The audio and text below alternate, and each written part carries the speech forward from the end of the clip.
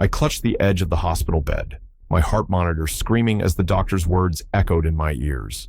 $70,000, or I wouldn't survive the surgery. My hands shook, but I held on to one thought. The $100,000 I had once given my son-in-law.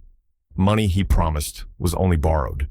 Money I believed would come back when I needed it most. But when I asked, he looked me dead in the eye and laughed. "That was a gift," he said, dismissing my life like it was worth nothing. My own daughter stood beside him silent, choosing him over me. In that moment, the betrayal cut deeper than the pain in my chest. I wasn't just fighting for my life anymore. I was fighting for justice, and I swore if I had to spend every last breath, he would regret stealing mine. Before we begin, may I ask, where in this big, beautiful world are you listening from? It's always a quiet honor to know who's sharing this space. Drop it in the comments, and don't forget to subscribe. The morning air was soft with the scent of cut grass, and Tom Whitaker felt the earth steady beneath his worn boots.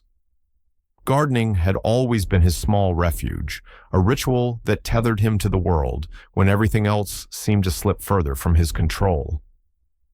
His late wife had planted the rose bushes decades ago, and even now the blooms glowed red against the autumn light. He leaned over, spade in hand, and whispered almost to her memory, "Still keeping them alive, Mary." But the strength in his body betrayed him. A sudden wave of dizziness blurred the edges of his vision.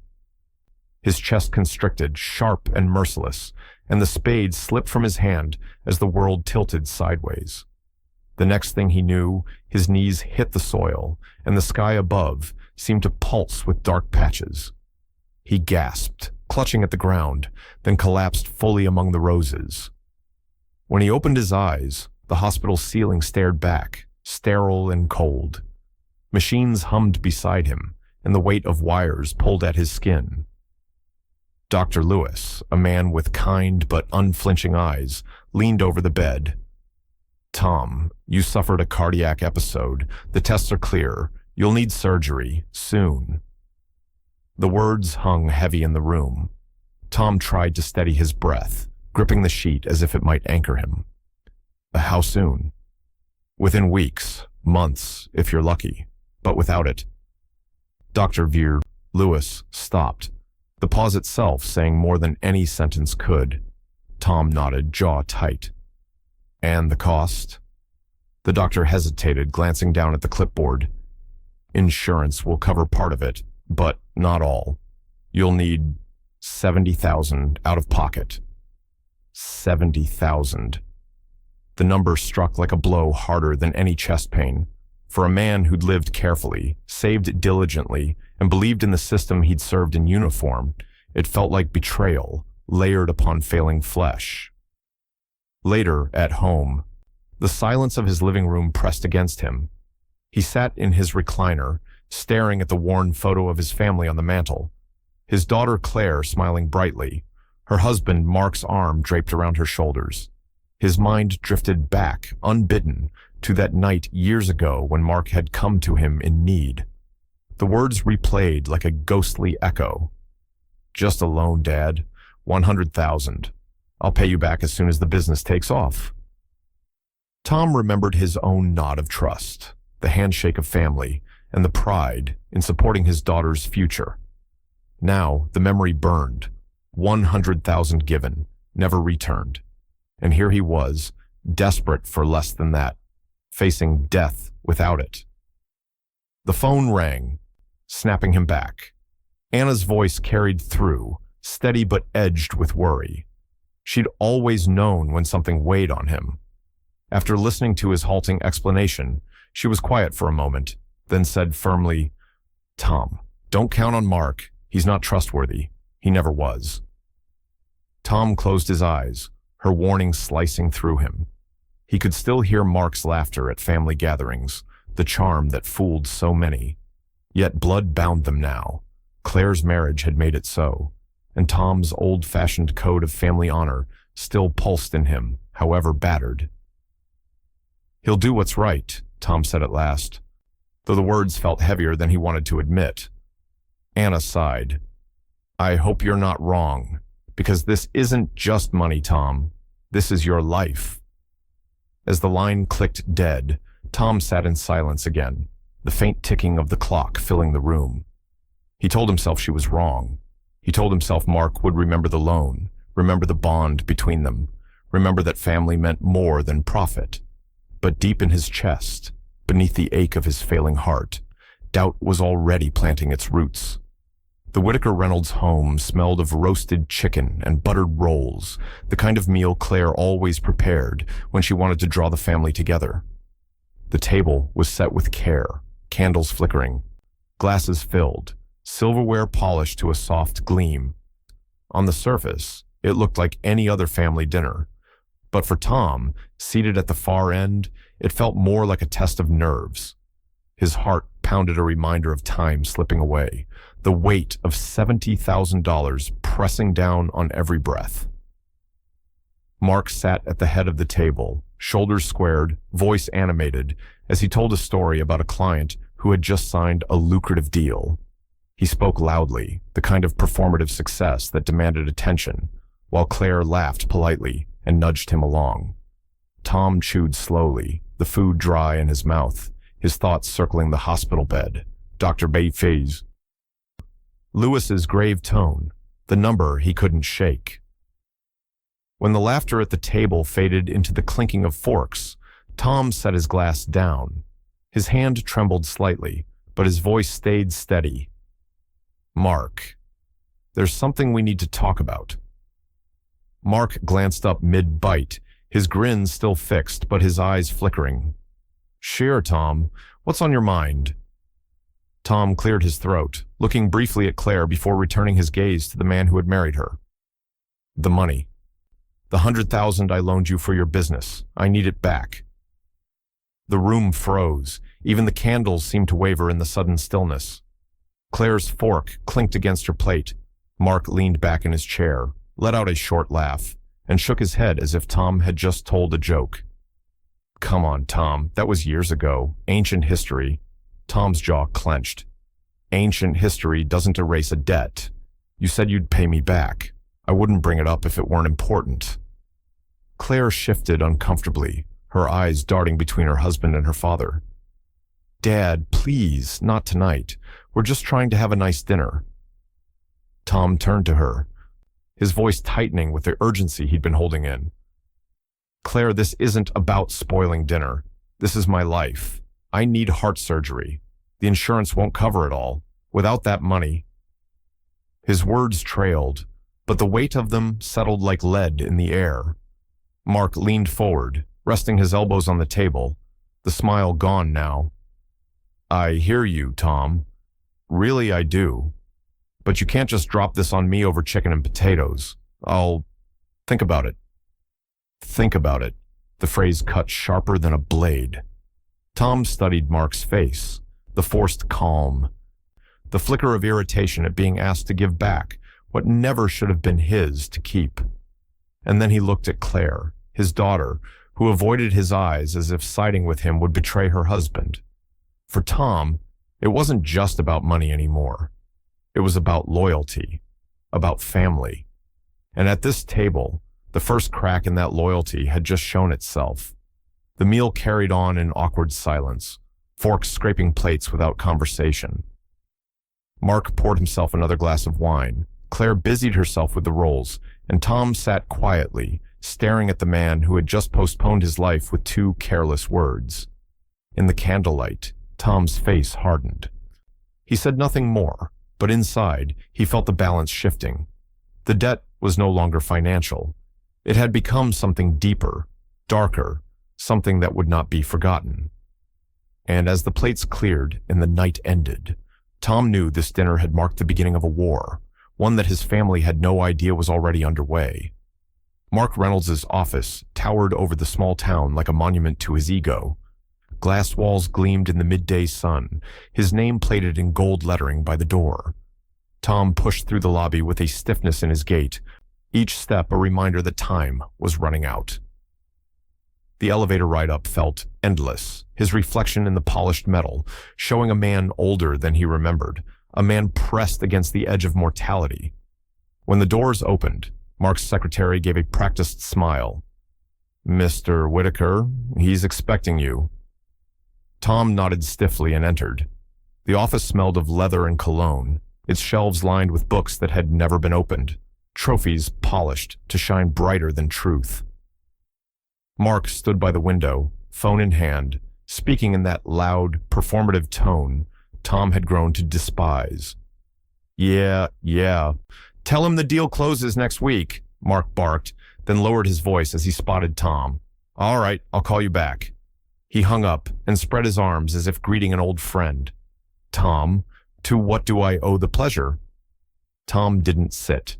His eyes swept the room, the fine suits on display, the hum of success bought on borrowed trust.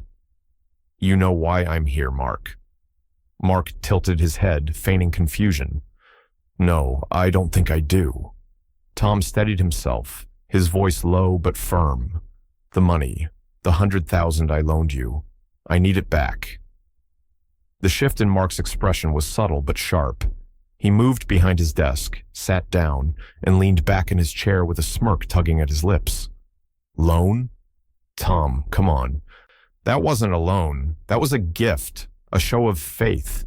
You wanted to help me get started, and I appreciated it. Still do." Tom's hand gripped the back of the chair in front of him, knuckles whitening.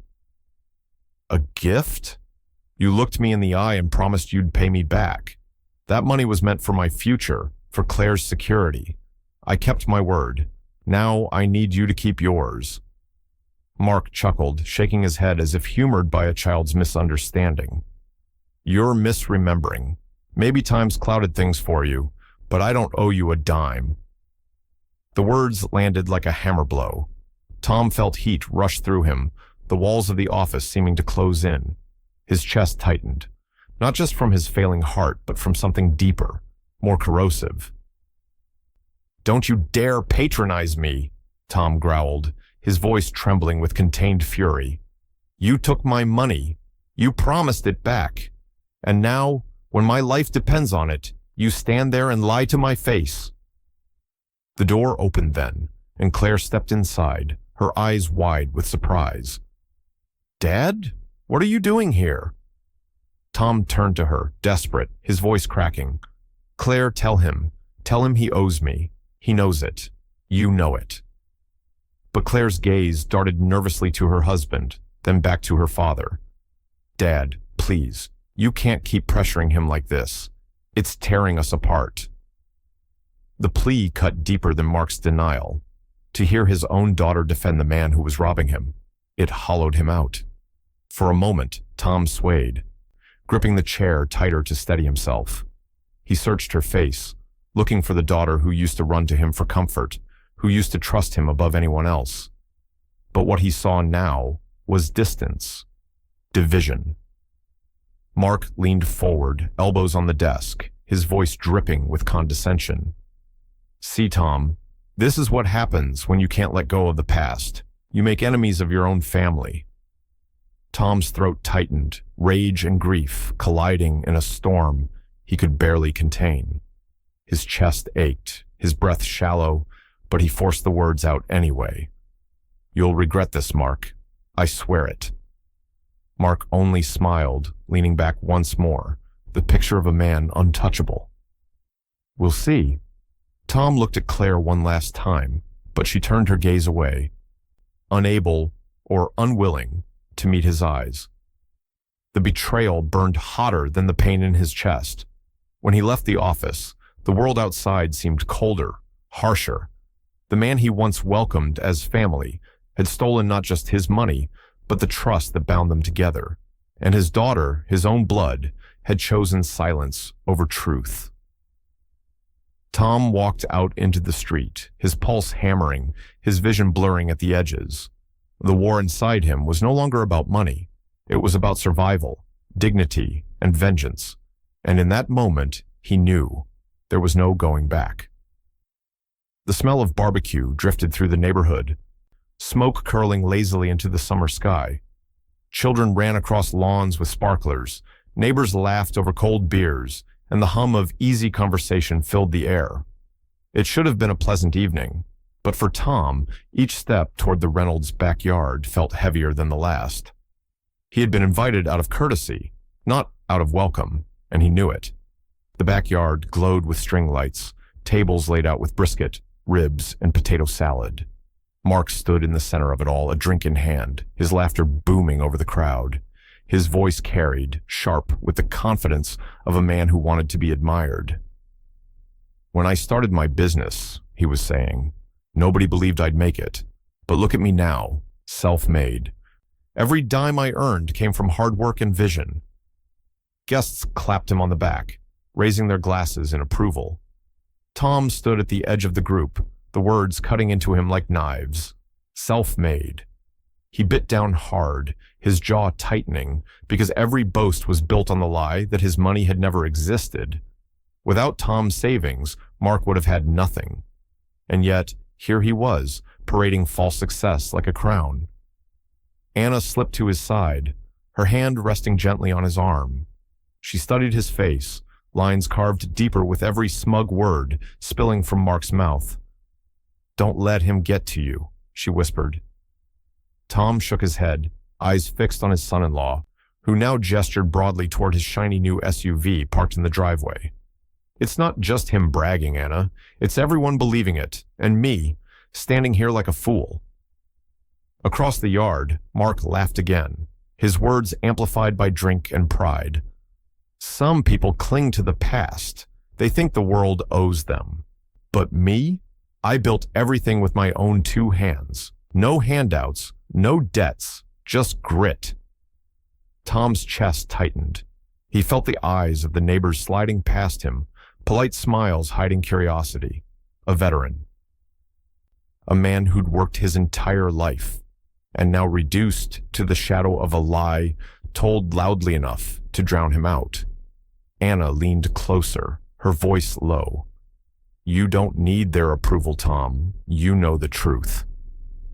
But truth offered little comfort when lies filled the air so easily. Later, as Tom stood near the drinks table, he heard it. Mark's voice lowered, but not enough to escape the summer breeze. He was speaking to a cluster of men, chuckling in that dismissive way he had. "Tom? He's nothing but a pathetic old man. Thinks the world owes him because he fought in some war 50 years ago, always whining about respect, about money. Honestly, I'm tired of it." The words hit harder than any bullet Tom had ever faced. For a moment, he couldn't breathe. His daughter's husband, the man he had once trusted with his family's future, was not only denying the debt, but mocking him as a relic, useless, broken, disposable. Tom turned away, the laughter echoing in his ears, shame pressing down on him like a physical weight.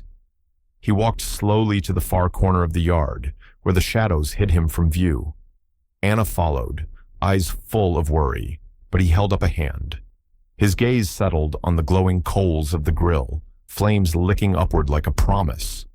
His voice came out low, almost a growl. Words meant more for himself than anyone else. "He'll pay for this." And with that vow, the hum of the party around him blurred into distant noise. The humiliation no longer stung like shame.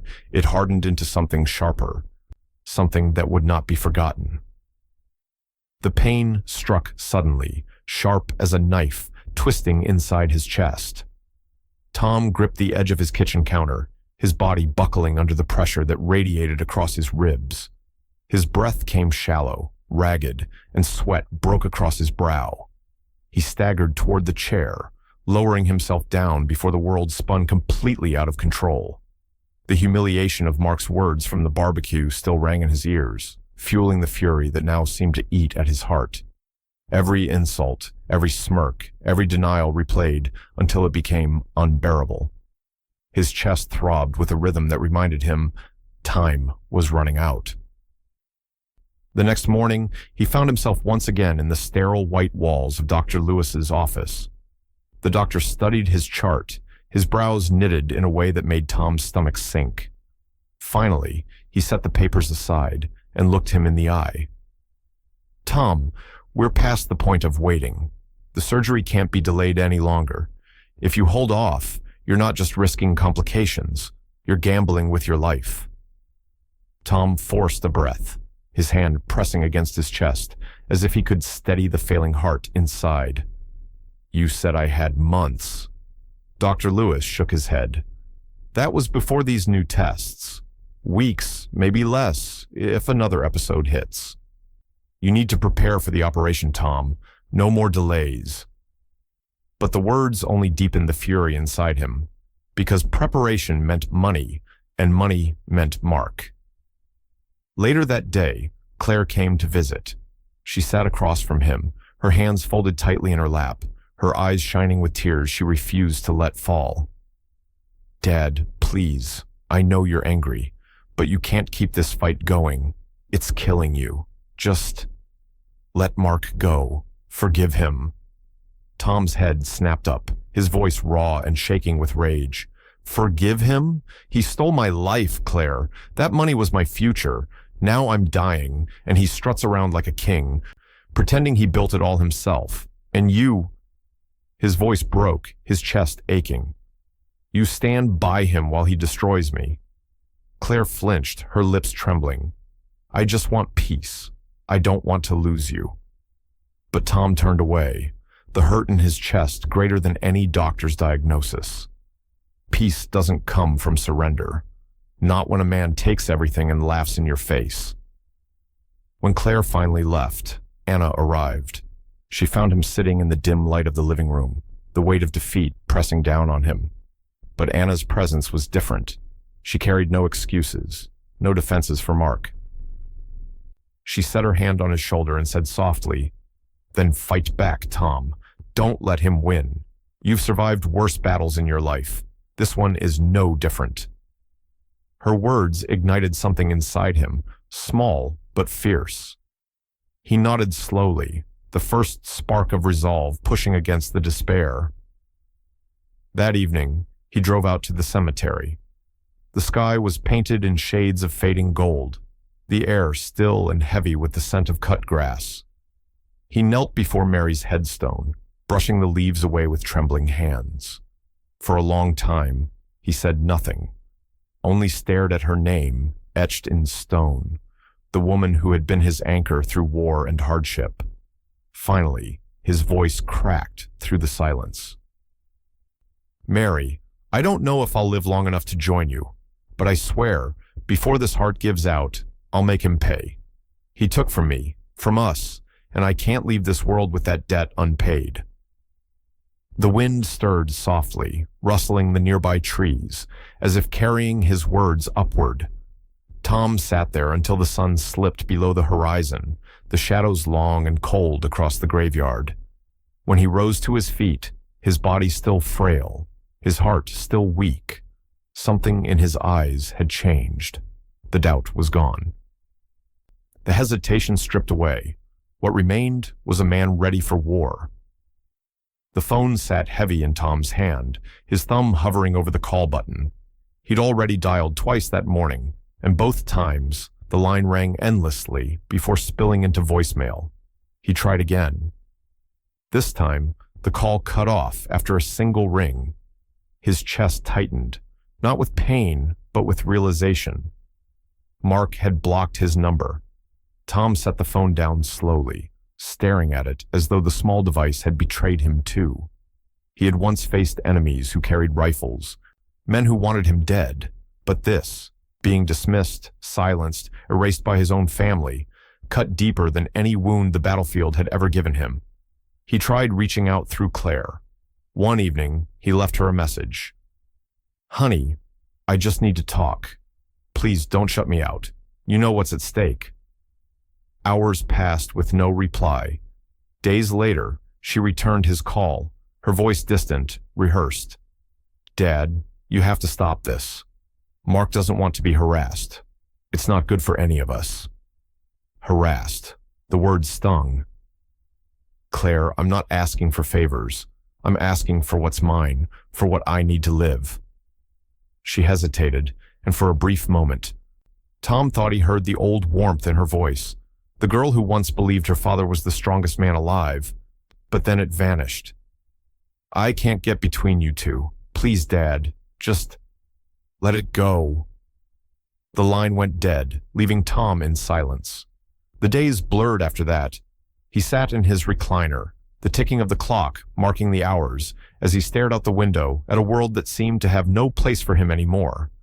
The family dinners, the easy visits from Claire, the sense of belonging. Gone, stolen by a man who now decided who mattered and who didn't. Late at night, unable to sleep, Tom opened his laptop. He typed Mark's name into social media. Page after page appeared, full of curated smiles and filtered wealth. Photos of Mark and Claire at a beach resort, cocktails in hand, the turquoise ocean glistening behind them. Another post of Mark standing beside a brand new sports car, the caption bragging, "Earned, not given." Tom's stomach churned. He clicked through more. Dinners at steakhouses, weekends in ski lodges, nights spent in luxury hotels. Every image a reminder that the money was long gone, burned through in the pursuit of appearances. The 100,000 had not built a business. It had built a facade. He closed the laptop with a hard snap and sat back in the chair, his breathing shallow but steady. The anger that had consumed him for weeks began to shift. It no longer burned out of control, no longer spiraled into helpless rage. It began to focus, to sharpen. Mark thought ignoring him would make him disappear. He thought blocking calls and erasing ties would silence him, but Tom knew better. Silence was a tactic. On the battlefield, when the enemy went quiet, it meant they were preparing for something bigger. Tom leaned forward, resting his elbows on his knees, staring at the floor. The hurt of his daughter's distance, the weight of betrayal, the looming shadow of his illness, all of it began to harden into something new. A plan. He whispered into the empty room, his voice steady despite the loneliness pressing against him. "If he won't answer me, I'll make him answer to the world."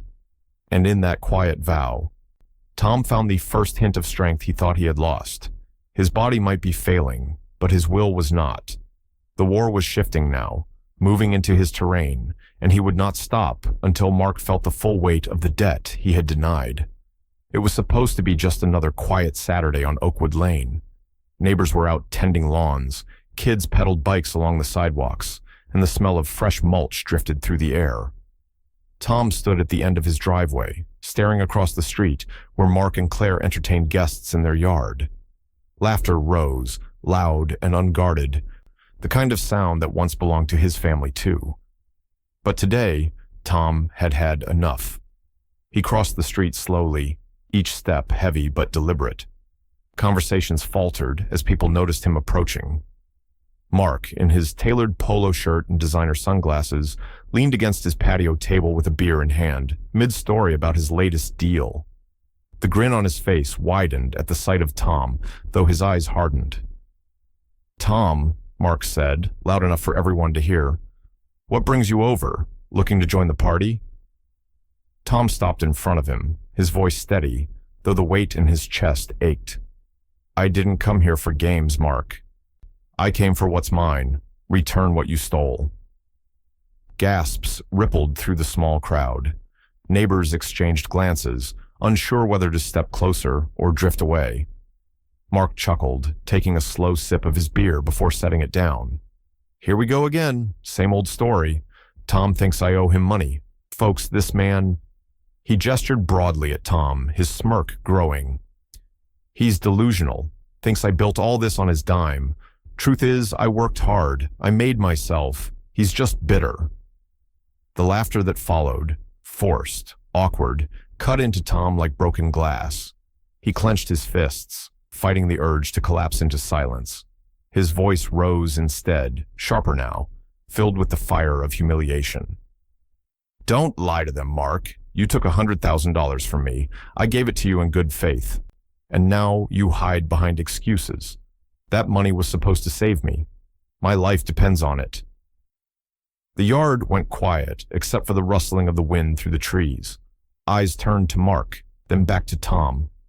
Claire rushed forward, her face pale, her hands outstretched toward her father. "Dad, please, not here, not like this." She turned to the crowd, her voice straining. "He's just under a lot of stress. You all know his health." Tom cut her off, his voice breaking. Don't make excuses for him, Claire. You know the truth. You watched me give him that money. Her lips trembled, but she didn't answer. Her silence was louder than denial. Mark stepped closer, towering just enough to remind Tom of his fragility. He lowered his voice, but not enough to keep the crowd from hearing. You're embarrassing yourself, old man. You want your neighbors to think you've lost your mind? Keep shouting lies. Tom's hands shook, not from fear, but from the weight of fury and shame colliding inside him. His breath came uneven, and yet he refused to back down. He raised a trembling finger, pointing straight at his son-in-law. You'll answer for this, Mark. You can laugh, you can hide behind her, but the truth will find you. Mark only smirked, turning back to his guests, as if Tom were nothing more than a nuisance to be brushed aside. Don't mind him. Some people just can't let go of the past. The crowd began to disperse awkwardly, conversations resuming in hushed tones. Tom stood there, alone in the middle of the lawn, the sting of humiliation burning hotter than the afternoon sun. Anna slipped quietly to his side, her hand slipping into the crook of his arm, guiding him away from the stairs. Her voice was soft but firm, cutting through the shame like a blade. You can't fight fair with him, Tom. He doesn't play fair, and if you keep trying to, he'll keep winning.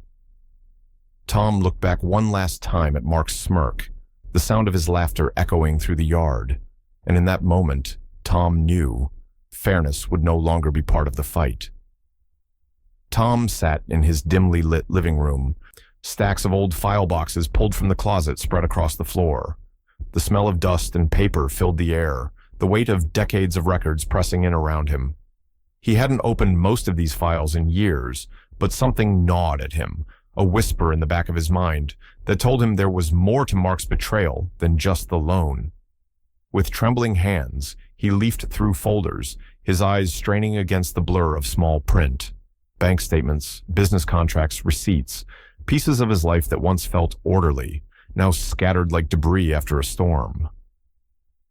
He stopped when a familiar document caught his eye, a contract connected to one of Mark's early investments. His eyes narrowed. The signature at the bottom bore his name, Thomas Whitaker.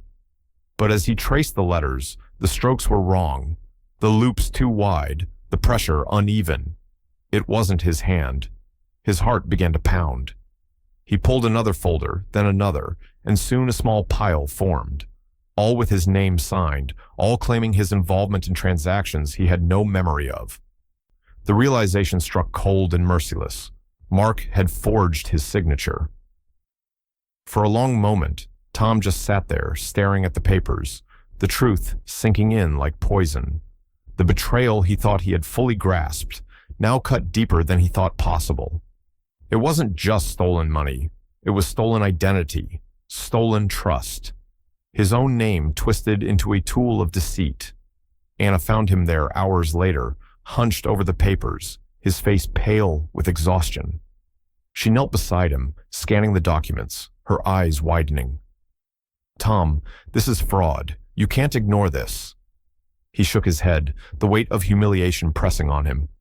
I trusted him, Anna. I gave him everything. And this is how he repays me. His voice cracked, the anger laced with grief. Anna placed a steadying hand on his arm. You need to take these to a lawyer. Don't let him bury you with lies. The next day, Tom carried the stack of forged documents into a small downtown office. The lawyer, a gray-haired man with a weary face, adjusted his glasses as he examined the pages one by one. The silence stretched until finally he looked up.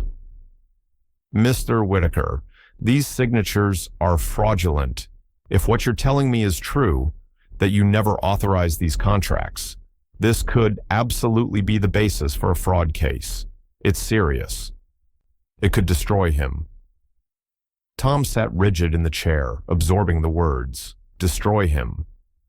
The phrase echoed, both satisfying and terrifying. The lawyer leaned forward. But you'll need more, evidence, proof beyond doubt. Right now, this is a start, but it won't be enough in court. You'll need to dig deeper, and you'll need to be careful." Tom nodded slowly, gripping the papers as though they were weapons. He thanked the lawyer and left, stepping out into the late afternoon sun. The streets bustled with life around him, but all he could hear was the roar of his own pulse. On the drive home, his mind turned over the discovery again and again. The $100,000 had been betrayal enough. But forgery? Fraud? Mark hadn't just stolen money. He had dragged Tom's name into his schemes, risking everything Tom had worked for his entire life. By the time he pulled into his driveway, the humiliation had hardened into resolve. He carried the files inside, stacked them neatly on his desk, and sat down with pen and notebook. This was no longer just about asking, begging, or pleading. That phase was over. Now he would document, investigate, build a case. Quietly, carefully, like a soldier preparing for a battle no one else knew had already begun. He looked at the photo of Mary on the mantel, her calm eyes watching him even now. For the first time in months, he felt a flicker of control return. His war had begun. The days grew quieter in Tom's house, the silence pressing against the walls like a weight. Where once Claire's voice would fill the kitchen with small talk, or she would stop by with groceries and a quick hug, now there was nothing. Weeks passed without her visits. Her absence was more cutting than any harsh word she had spoken. It was abandonment by silence, a daughter choosing distance over truth. Tom called once, then twice, but each time the call went unanswered. Eventually, he stopped trying. The phone became another object in the room, a useless tool that no longer connected him to the people he loved most. It didn't take long before the whispers reached him. At the hardware store, he noticed neighbors exchanging glances when he walked by, their voices lowering just enough to sting. At the diner, two men leaned across their booth, muttering until Tom entered, then falling silent.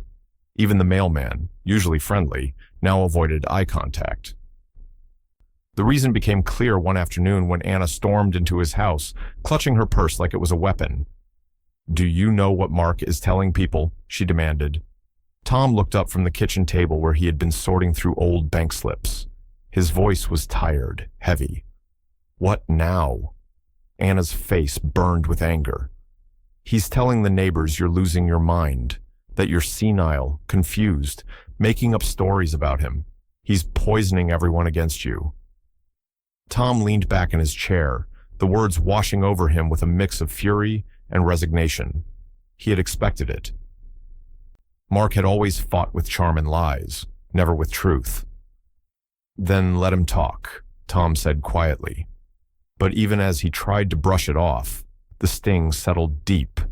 To be painted as delusional in the very town he had served, lived in, and built a life within. It was another theft, this one of dignity. Dr. Lewis gave him no comfort either. At his latest appointment, the doctor studied the scans with grim eyes. "Tom, your condition is worsening. Stress is accelerating it. If you keep going like this, we may not make it to surgery in time." Tom gave a thin smile, though his chest ached with every breath.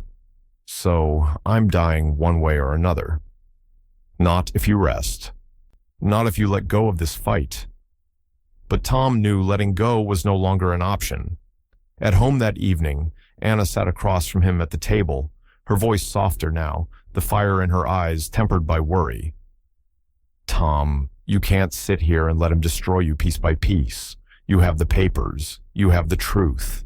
Use them. Don't let him write the ending to your story." He didn't answer. He only reached for the pile of documents, his fingers tracing the pages, the forged signatures, the bank transfers that betrayed every word Mark had ever spoken. He stared at them long into the night, saying nothing. Outside, the world moved on without him. Neighbors chatting on porches, children riding bikes, the steady hum of life. Tom sat by his window, the lamp casting long shadows across his living room. He watched the street, silent, unseen. Mark's lies might have turned the world against him, but he still had the truth, buried and waiting for the right moment. His lips moved barely above a whisper, the words carried only to himself. Patience. And with that, the silence became something else. Not defeat, but strategy. The jewelry store's window gleamed beneath the late afternoon sun, the display glittering with diamonds and gold. Tom had only stopped on the sidewalk for a moment to catch his breath, his chest still aching from a restless night. But then he saw them, Mark and Claire inside, laughing with the sales clerk, as though they lived in a world untouched by consequence. Mark leaned casually against the counter, his credit card flashing in his hand. The clerk laid out a necklace on the velvet tray, a delicate gold chain with a sparkling pendant. Claire's face lit up as Mark fastened it around her neck, kissing her cheek while the clerk applauded the romantic gesture. From the sidewalk, Tom's hands curled into fists. His pulse thundered, not from illness this time, but from rage. That necklace, thousands of dollars, gone in a moment, was bought with his money. Money that should have paid for the operation keeping him alive. Instead, it gleamed around his daughter's neck, a symbol not of love, but of theft and betrayal. The glass blurred before him. His chest clenched again, sharp and punishing, and his knees nearly gave way.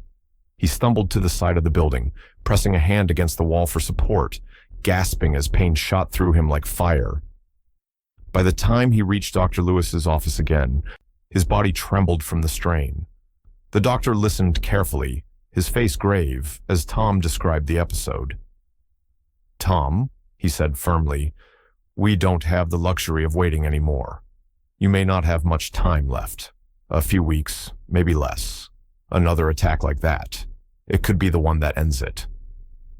Tom sat in silence, staring at the floor, the words sinking in like stones. His life measured not in years, but in days, maybe hours. He thought of Mary's grave, of the promises left unfulfilled, of the money stolen that should have saved him. Slowly, he lifted his head, his eyes hard with a fire that had been dimmed for too long. "Then, if I'm dying," he said quietly, "I'll take him down first."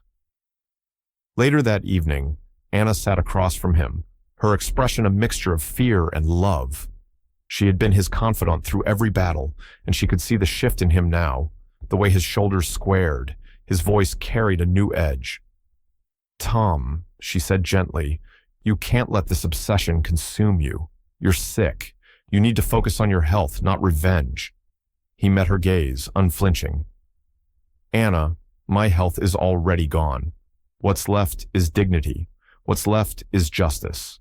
He took everything from me. My savings, my trust, even my daughter's loyalty. If I go to my grave without making him answer for that, then what was my life worth?" Tears welled in her eyes, but she didn't argue. She only reached across the table, gripping his hand tightly, her silence both protest and surrender.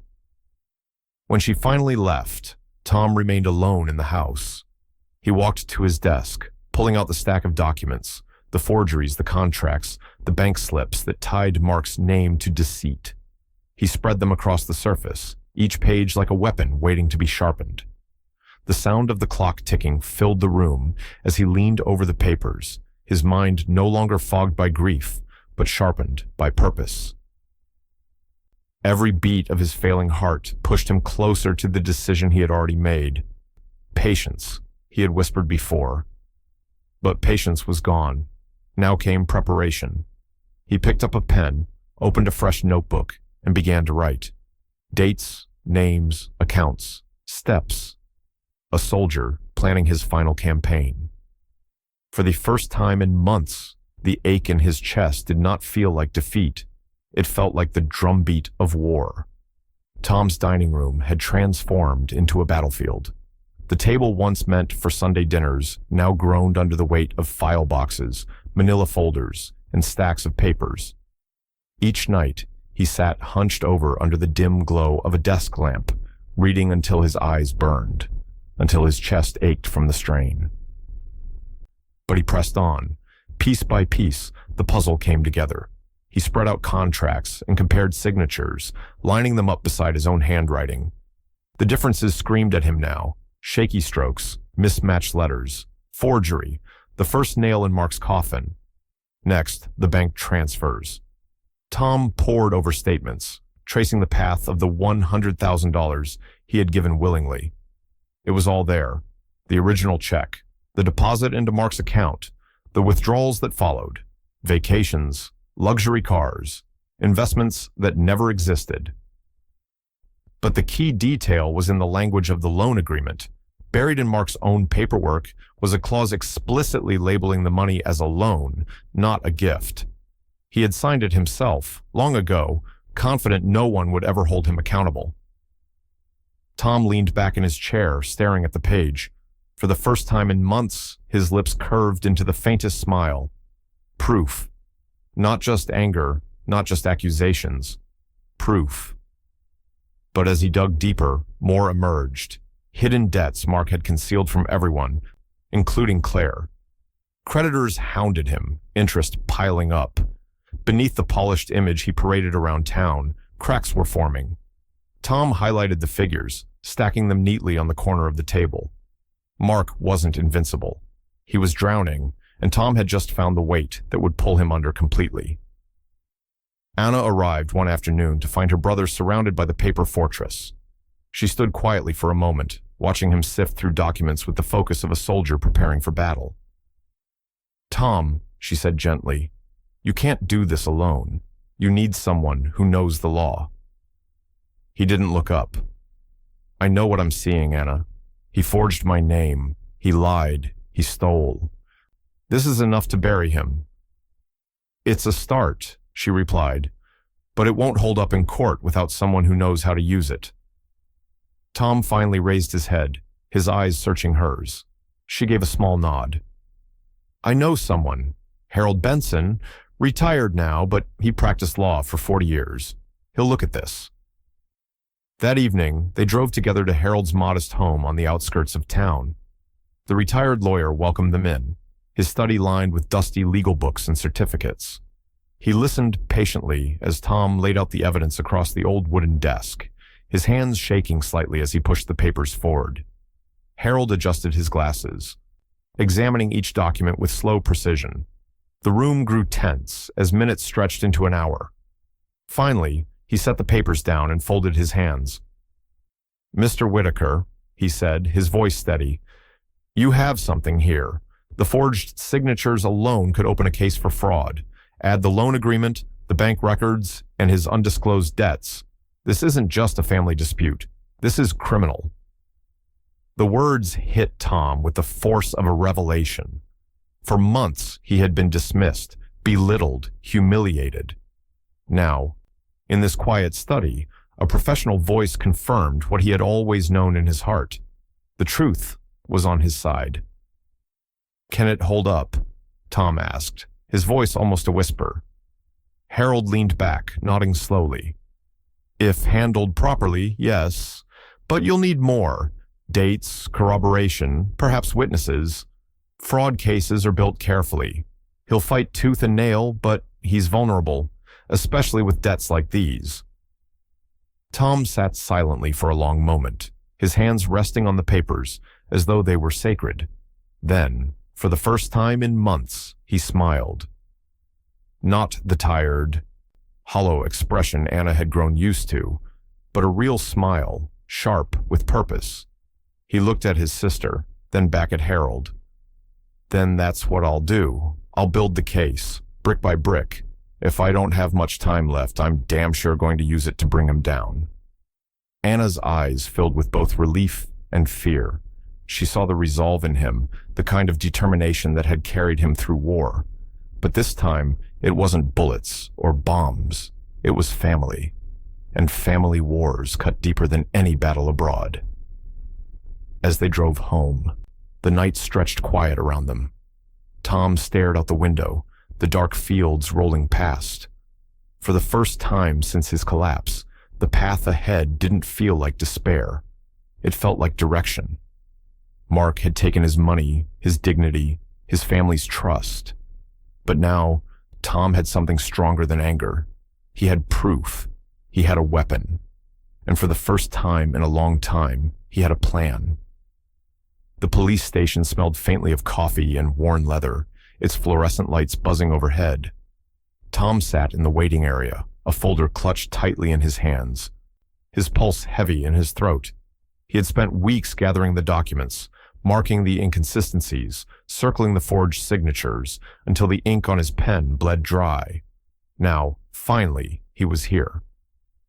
Detective Harris entered the room with the easy stride of a man who'd seen too much but carried it well. Mid-40s, sharp eyes that missed nothing, he introduced himself with a firm handshake. "Mr. Whitaker, I'm Harris. Why don't we talk in my office?" Tom followed him down a narrow hallway and into a small room lined with case files stacked along the walls. Harris gestured to a chair, then leaned back behind his desk. "So, what's on your mind?" Tom opened the folder, his hands steady despite the weight of the moment. "My son-in-law," he began, his voice clipped. "He owes me money, but it's more than that. He forged my signature. He's been using my name to cover his fraud." Harris's eyes sharpened as Tom spread the documents across the desk. He took his time, scanning each page, nodding occasionally. After a long silence, he leaned back and folded his arms. "You've done your homework," Harris said. "These signatures, definitely suspicious, and this loan agreement, if accurate, backs your claim. But fraud investigations aren't simple. We don't just storm in and arrest people. We need patterns, evidence that shows intent. A paper trail, witnesses, corroboration. That takes time." Tom exhaled, gripping the arms of his chair. "Time is the one thing I don't have." "I understand," Harris replied, his tone softer. "But if you want him to face real consequences, not just a slap on the wrist, you'll have to let us build this the right way. Rushing it could backfire. Cases like this fall apart if they're sloppy." Tom stared at the papers, frustration knotting his chest. He had spent a lifetime believing in swift justice. On the battlefield, hesitation meant death. Now, patience was the demand. It was foreign, almost unbearable. Still, he nodded. "What do you need from me?" "Information," Harris said. "Details only someone close would know. Business associates, hidden assets, accounts he wouldn't want us to find, and most importantly, keep quiet. If he suspects you're involved, he'll cover his tracks." Tom leaned forward, his eyes fierce. "I'll get you what you need." Over the next hour, he told Harris everything he knew. The loan, the forged documents, the vacations, the cars, the sudden bursts of wealth that never matched the reality of Mark's accounts. Harris took notes, listening carefully, asking sharp questions. By the end, the detective closed his notebook with a decisive snap. "You've given me enough to start," he said. "But remember, patience. This will take months, maybe longer. Can you handle that?" Tom hesitated. His heart reminded him of its fragility with every thud, the doctor's words echoing in his mind. "You may not have much time left." But revenge required endurance. He nodded. "I'll wait, but I won't sit idle." That night, Tom began his own kind of surveillance. He drove past Mark's office, watching from a distance as employees came and went. He noted the expensive cars parked out front, the shipments arriving late at night. He followed the trail of gossip in town, investors complaining quietly about delays, whispers of bad checks, rumors of contracts falling apart. He wrote everything down in his notebook, page after page of observations. It gave him a rhythm, a purpose beyond simply waiting to die. Each detail was ammunition, each sighting a reminder that he was not powerless. Anna noticed the change in him. One evening, she found him at his desk, his notes spread out like maps of an upcoming campaign. "You look alive again," she said softly. Tom glanced up, the corner of his mouth twitching into the faintest smile. "I am, for the first time in a long time." But beneath the smile was steel. This wasn't hope, it was resolve. Every day he watched, every note he jotted down, fueled him. The anger that had once threatened to consume him now sharpened into focus. He wasn't just a victim anymore. He was an informant, a soldier gathering intelligence. And as he closed his notebook late one night, staring at the stack of evidence that was slowly becoming a weapon, Tom whispered to himself, "This ends on my terms." The silence of the house pressed around him, but for the first time in months, it no longer felt like loneliness. It felt like war. The envelope was plain, unmarked, yet its contents carried the weight of dynamite. Tom slipped the papers inside with care, copies of bank transfers, forged contracts, and notes compiled with meticulous detail. His handwriting explained what the documents proved: fraud, theft, and deceit hidden behind Mark's polished smile. He sealed the envelope, wrote no return address, and drove out at dawn. The town was still half asleep as he parked near the post office. His chest tightened as he stepped from the car, but this time it wasn't weakness, it was anticipation. He dropped the envelope into the metal slot, hearing the faint thud as it landed among other letters. But his package wasn't an ordinary letter. It was the first strike in a war. Days later, whispers began to stir, subtle at first, like a breeze before a storm. At the diner, Tom overheard two men at the counter muttering about some investigation into Reynolds' investments.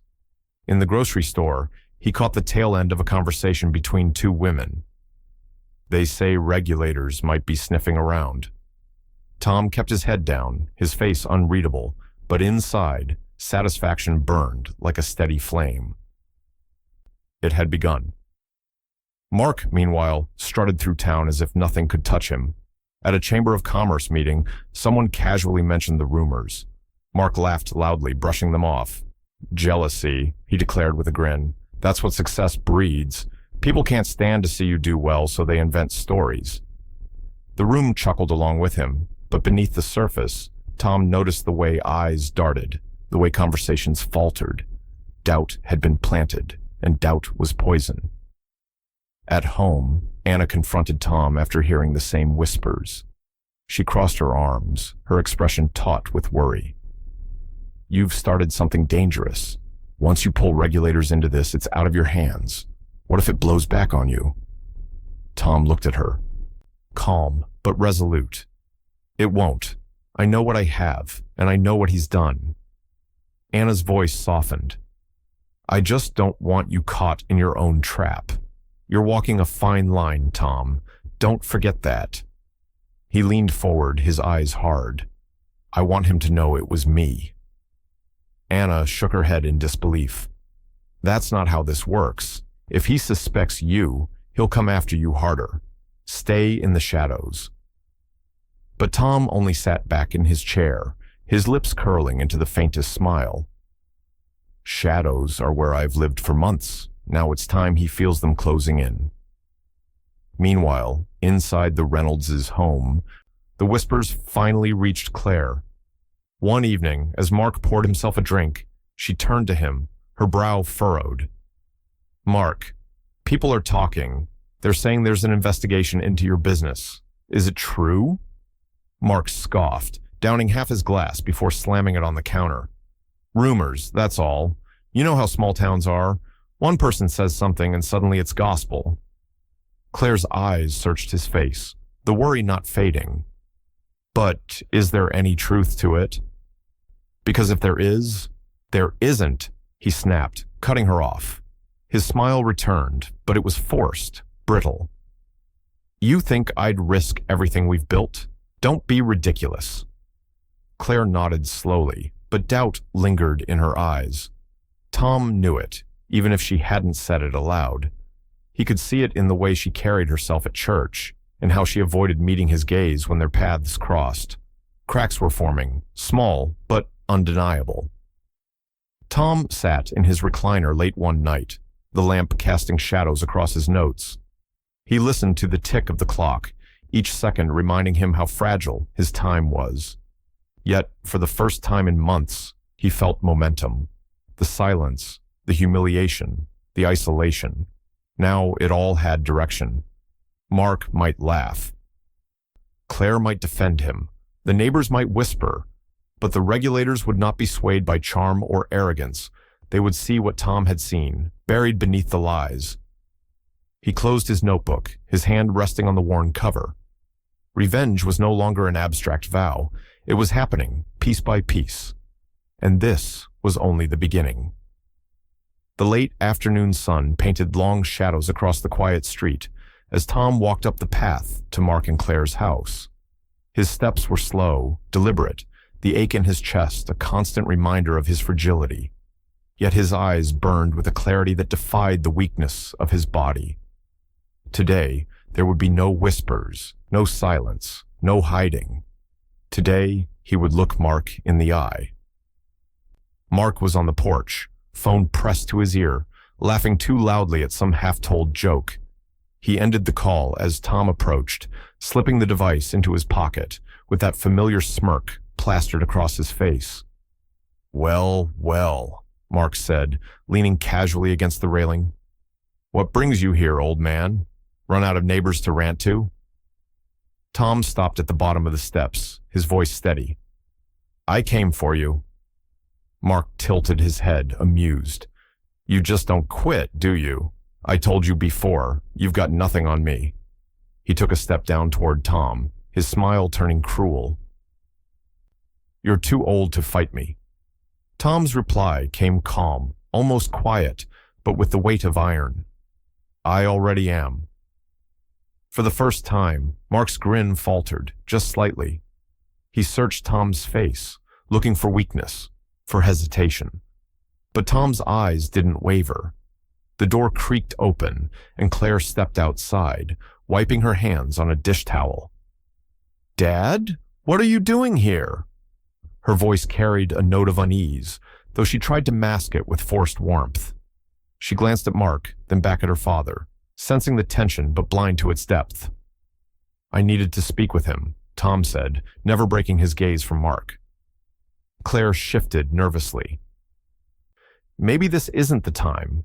Let's all just calm down." Mark chuckled, turning to her. "See, honey, your father's obsessed. He's got it in his head I stole from him. He's losing it." Tom's fists clenched at his sides. "You think this is obsession? No, Mark. This is justice. You took from me. You forged my name. You've paraded around town on money that was never yours. And now, the world's beginning to see it." Mark's face hardened, the smirk twisting into something darker. He stepped down the last stair, standing chest to chest with Tom, his youth and strength a cruel contrast against Tom's frail body. "You talk big for a man who can barely stand. You really think anyone will believe you over me?" Tom didn't flinch. "They already do. You just don't know it yet." The tension snapped. Mark shoved him hard, sending Tom stumbling back a step. His chest flared with pain, but before he could fall, Anna's voice rang out from the sidewalk. "Stop!" She rushed forward, slipping an arm around her brother, steadying him against her side. Her eyes burned as she glared at Mark. "You don't lay a hand on him. Not ever." Mark raised his hands in mock surrender, smirking again. "Relax. I barely touched him. He's fragile, that's all." Tom straightened slowly, leaning into Anna's support, but refusing to back down. His voice came low, rough, each word deliberate. "You'll remember this moment, Mark. You'll remember shoving me, mocking me, calling me weak. And when you're standing in ruin, when everything you've built crumbles, you'll know it started here." Mark laughed, loud, dismissive, almost theatrical. But the sound didn't carry the same ease as before. There was a flicker behind his eyes, a shadow of unease he couldn't mask completely. Claire looked between them, her face pale with confusion. "What's going on? What are you talking about?" Neither man answered. The silence stretched heavy in the warm air, broken only by Mark's forced chuckle. He turned back toward the porch, waving them off as if dismissing a nuisance. "You're delusional, Tom. That's all this is. Delusional." But his voice cracked on the last word. Anna guided Tom back toward the sidewalk, her arm still firm around him. She leaned close, her whisper sharp. "You can't do this head-on, not with him. He'll fight dirty, Tom. You know that." Tom's eyes never left Mark's back as the younger man disappeared inside, his laughter echoing faintly through the door. "Let him laugh," Tom said, his voice like stone. "He won't be laughing for long." And in the deepening twilight, Tom's resolve hardened once more, not just to fight, but to win. Anna waited for Tom at his kitchen table, the lamplight throwing deep shadows across the room. She had been watching him unravel for months, but after what happened at Mark's house, her fear had sharpened into something heavier. When Tom finally came in, shoulders stiff and face lined with exhaustion, she reached for his hand. "Tom," she said softly, her voice carrying both love and urgency. "You have to stop this. Please, he's not worth dying for." Tom sank into the chair opposite her, his hands rough against the wood grain. His eyes, though tired, burned with defiance. "Anna, don't you see? He already took my life, my savings, my dignity, my family. What else is there left for him to take? Now I'll take his." Anna's chest tightened at his words. This wasn't the brother she knew, the man who once carried quiet strength through every hardship. This was someone hollowed out by betrayal, hardened by rage. She fought back tears, squeezing his hand tighter. "Tom, listen to yourself. You're letting him consume you. You think you're punishing him, but you're the one paying the price. With every breath, with every ounce of strength you waste on him, you're giving him exactly what he wants."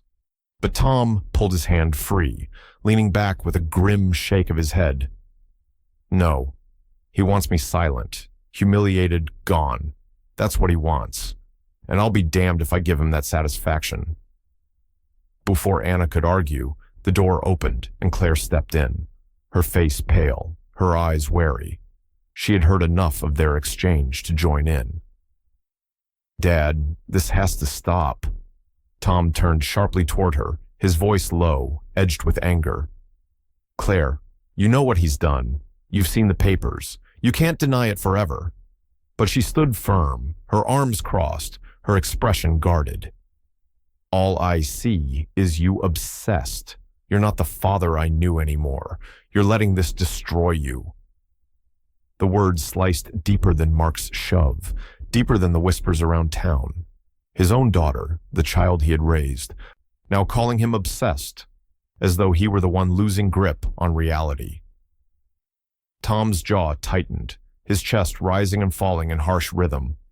He didn't answer her, because he knew any words would come out as fire. Claire shook her head, her voice breaking. "I can't watch this anymore." She turned and walked out, leaving silence in her wake. Anna reached for him again, her voice trembling. "Tom, you're losing her too. Don't let him take Claire away from you."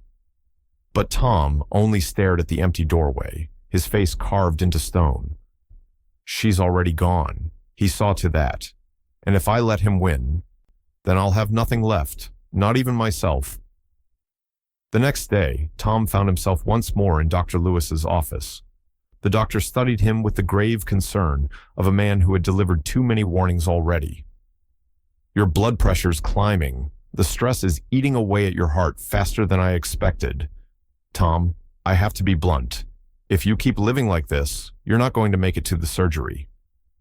Tom let out a dry laugh, shaking his head. "So, what's my choice? Crawl into bed and wait to die?" Dr. Lewis leaned forward, his eyes sharp.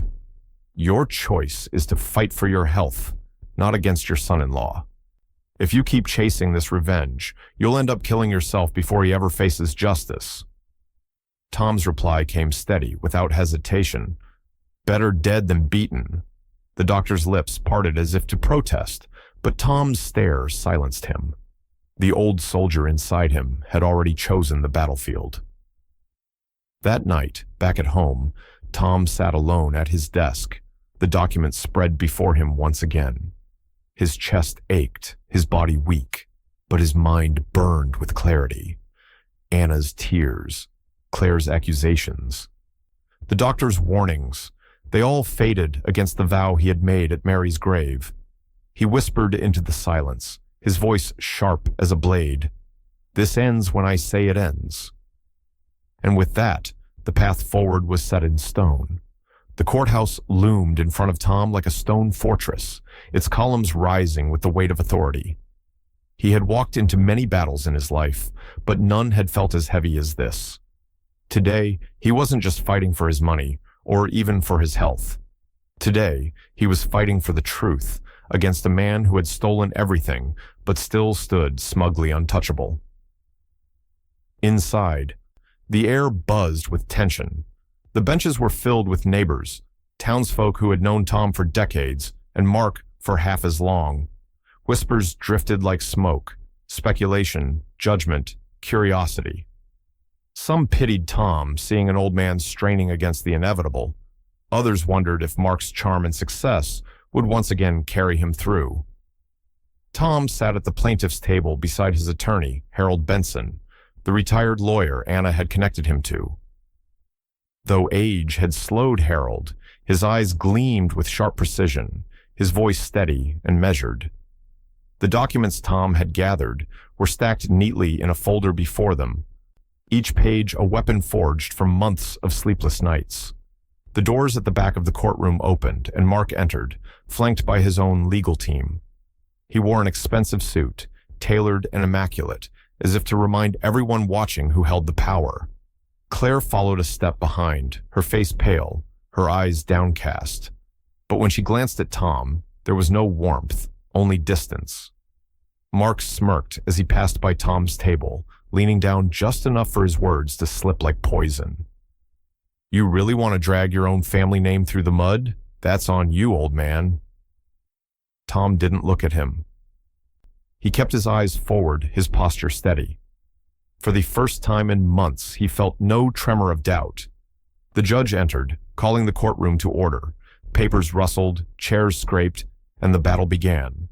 Harold rose first, his voice firm as he laid out the foundation of the case.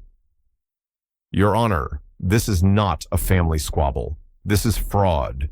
My client, Mr. Thomas Whitaker, entrusted his son-in-law with $100,000, documented clearly as a loan. Not only has Mr. Reynolds failed to repay it, but he has also forged my client's signature on contracts, siphoned funds, and built his wealth on lies." "We will prove that here," Mark's lawyer countered, his tone dripping with practiced confidence. "Your Honor, this is nothing more than an attempt by a confused old man to punish his son-in-law. The alleged loan was a gift, given freely years ago. There is no fraud here, only bitterness and obsession." Gasps rippled through the crowd. Tom felt the eyes of his neighbors pressing into him, judging, doubting. But he remained still, his breathing controlled, his gaze fixed on the bench. He had faced fire before. This was no different. Then Mark himself stood, breaking the courtroom's decorum with his booming voice. "This is betrayal," he shouted, pointing at Tom. "Family betrayal. I welcomed him into my home. I cared for his daughter, and now he drags me into court. He's sick, delusional, and trying to ruin me because he can't stand my success." Claire's hand tugged at his arm, urging him to sit, but her silence was damning. She didn't speak in his defense. She simply clung to him, eyes lowered, siding with him by presence alone. Tom rose slowly, his cane steadying him. The judge gave him leave to speak. His voice, though not as strong as it once was, carried the clarity of a man who had nothing left to lose. "I didn't betray family," Tom said, his eyes fixed on Mark. "Family betrayed me. You took my money, you forged my name, and you laughed while I sat waiting to die. But I won't be silent anymore. I won't let you bury me under your lies." The room fell silent. Even the judge's gavel seemed unnecessary in the weight of that moment. Mark shifted in his seat, his arrogance faltering for the first time. His smile returned, but it was thinner now, brittle at the edges. He whispered something to his lawyer, his jaw tight. Tom sat back down, his body trembling from the effort, but inside, He felt stronger than he had in years. This wasn't just about survival anymore. It was war, and today it was official. The gavel struck. The case was in motion, and as the murmurs rose around him, Tom allowed himself a small breath of satisfaction. The battle had left the shadows. Now it would play out in the open, where everyone could see. The newspaper hit driveways early that morning. Its headlines splashed across the front page in bold black letters. Son-in-law accused of stealing from veteran father-in-law. Beneath the headline was a photograph of Tom, taken outside the courthouse the day before. He wasn't smiling, but his posture was tall, his eyes unwavering. The image captured him not as a frail old man, but as a figure of quiet strength. Beside it, a smaller photo of Mark, dressed sharply in his expensive suit, the caption beneath detailing his refusal to comment on the allegations. By noon, the story was everywhere. At the diner, copies of the paper lay folded open on counters. Neighbors leaned across booths, whispering, "Can you believe it? Tom Whitaker's son-in-law? All that talk about being self-made, and now this?" Another voice replied, "I always wondered where he got all that money so quick. Makes sense now, doesn't it?" On Oakwood Lane, the gossip spread faster than smoke. Where once neighbors had smiled politely at Mark, now they avoided eye contact, their conversations stopping short when he passed. Tom watched from his window as Mark stormed into his driveway one afternoon, slamming his car door hard enough to rattle the air. He could almost feel the younger man's fury from across the street.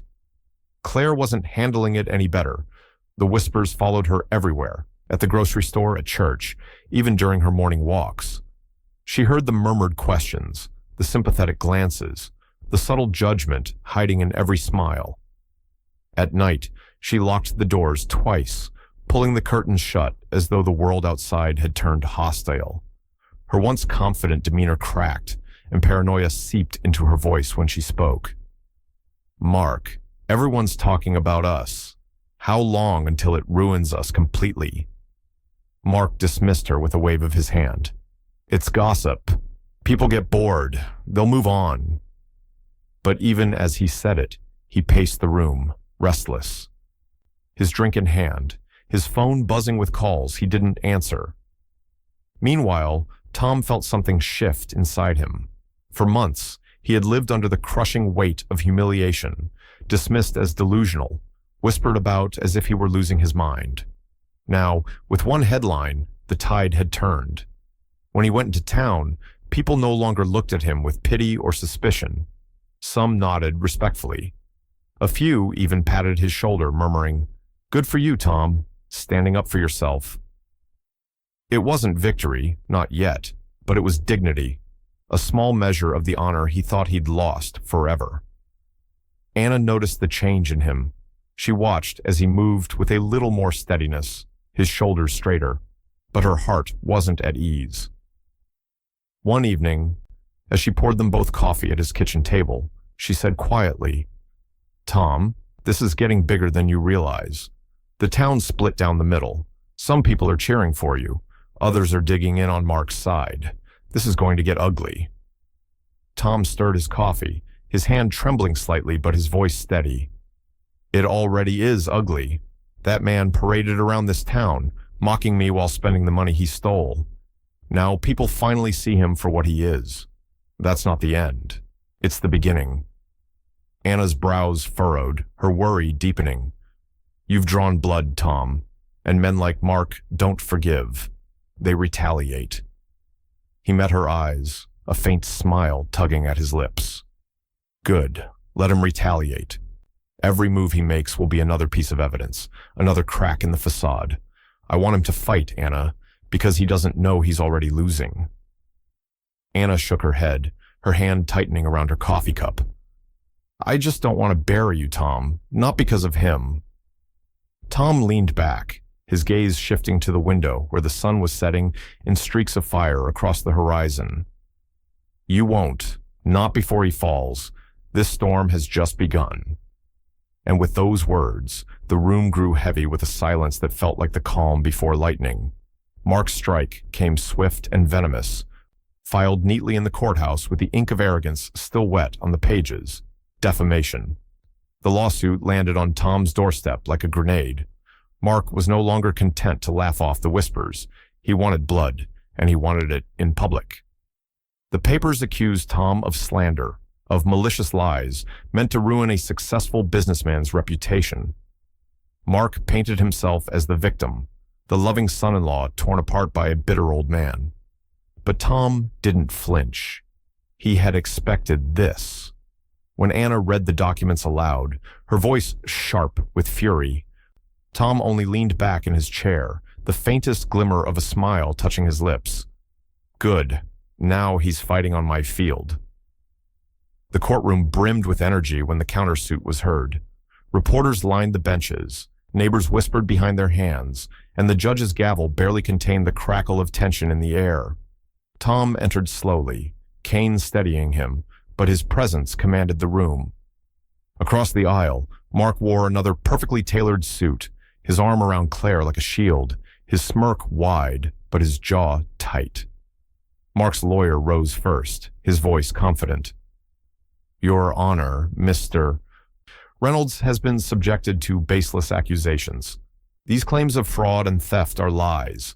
My client's reputation has been irreparably damaged by Mr. Whitaker's obsession. The words hung heavy, but Tom's attorney, Harold Benson, didn't hesitate. He rose with deliberate calm, placing a stack of documents on the table with a sound that echoed like gunfire. Your Honor, we are prepared to prove that these accusations are not baseless. They are supported by contracts, bank transfers, and forged signatures. Mr. Whitaker's claims are not lies, they are evidence. The judge's eyes narrowed, and the room leaned in closer. When Tom was called to the stand, he stood tall, the years etched into his face, but his voice steady. Harold guided him through the story, the loan, the promises, the betrayal.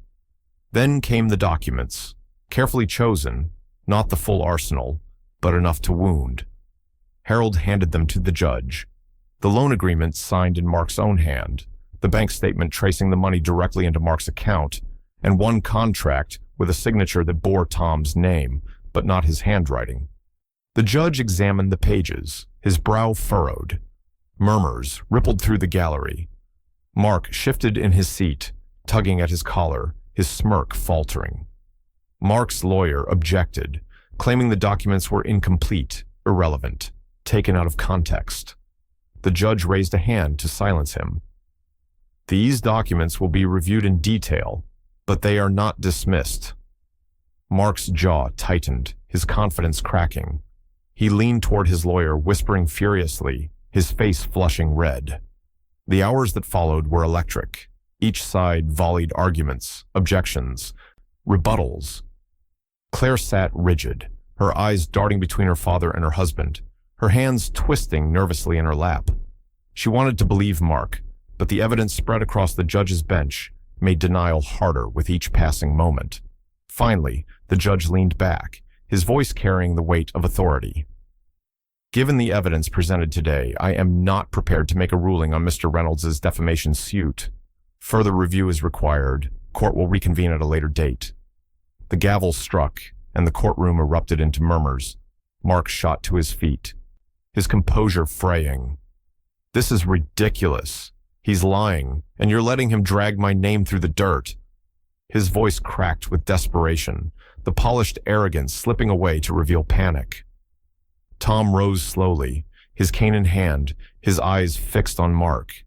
He didn't speak, not here, not now. But his silence carried weight, and Mark felt it.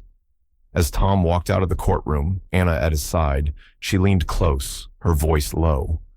You've rattled him, Tom. He's cracking. Tom's lips curved into the faintest smile. Good.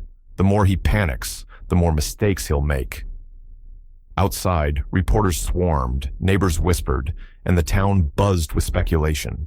But Tom's focus was clear. The war had reached its boiling point, and the next strike would decide who burned. Detective Harris arrived at Tom's house just after dusk, his unmarked car pulling into the driveway, with the quiet hum of authority. Tom opened the door slowly, leaning on his cane, his breath shallow but his eyes sharp. Harris stepped inside, carrying a thick folder under his arm. "Mr. Whitaker," the detective began, placing the folder on the table, "we've found more, and it's worse than you thought." Tom's fingers trembled slightly as he opened the folder. Inside were copies of financial statements, contracts, and reports from other victims, investors who had trusted Mark with their savings. Harris leaned forward, his voice steady. "Your son-in-law isn't just guilty of forging your name. He's been running a scheme. False investments, money shuffled between accounts, promises never meant to be kept. This isn't just one loan, Tom. It's a web, and it's starting to collapse."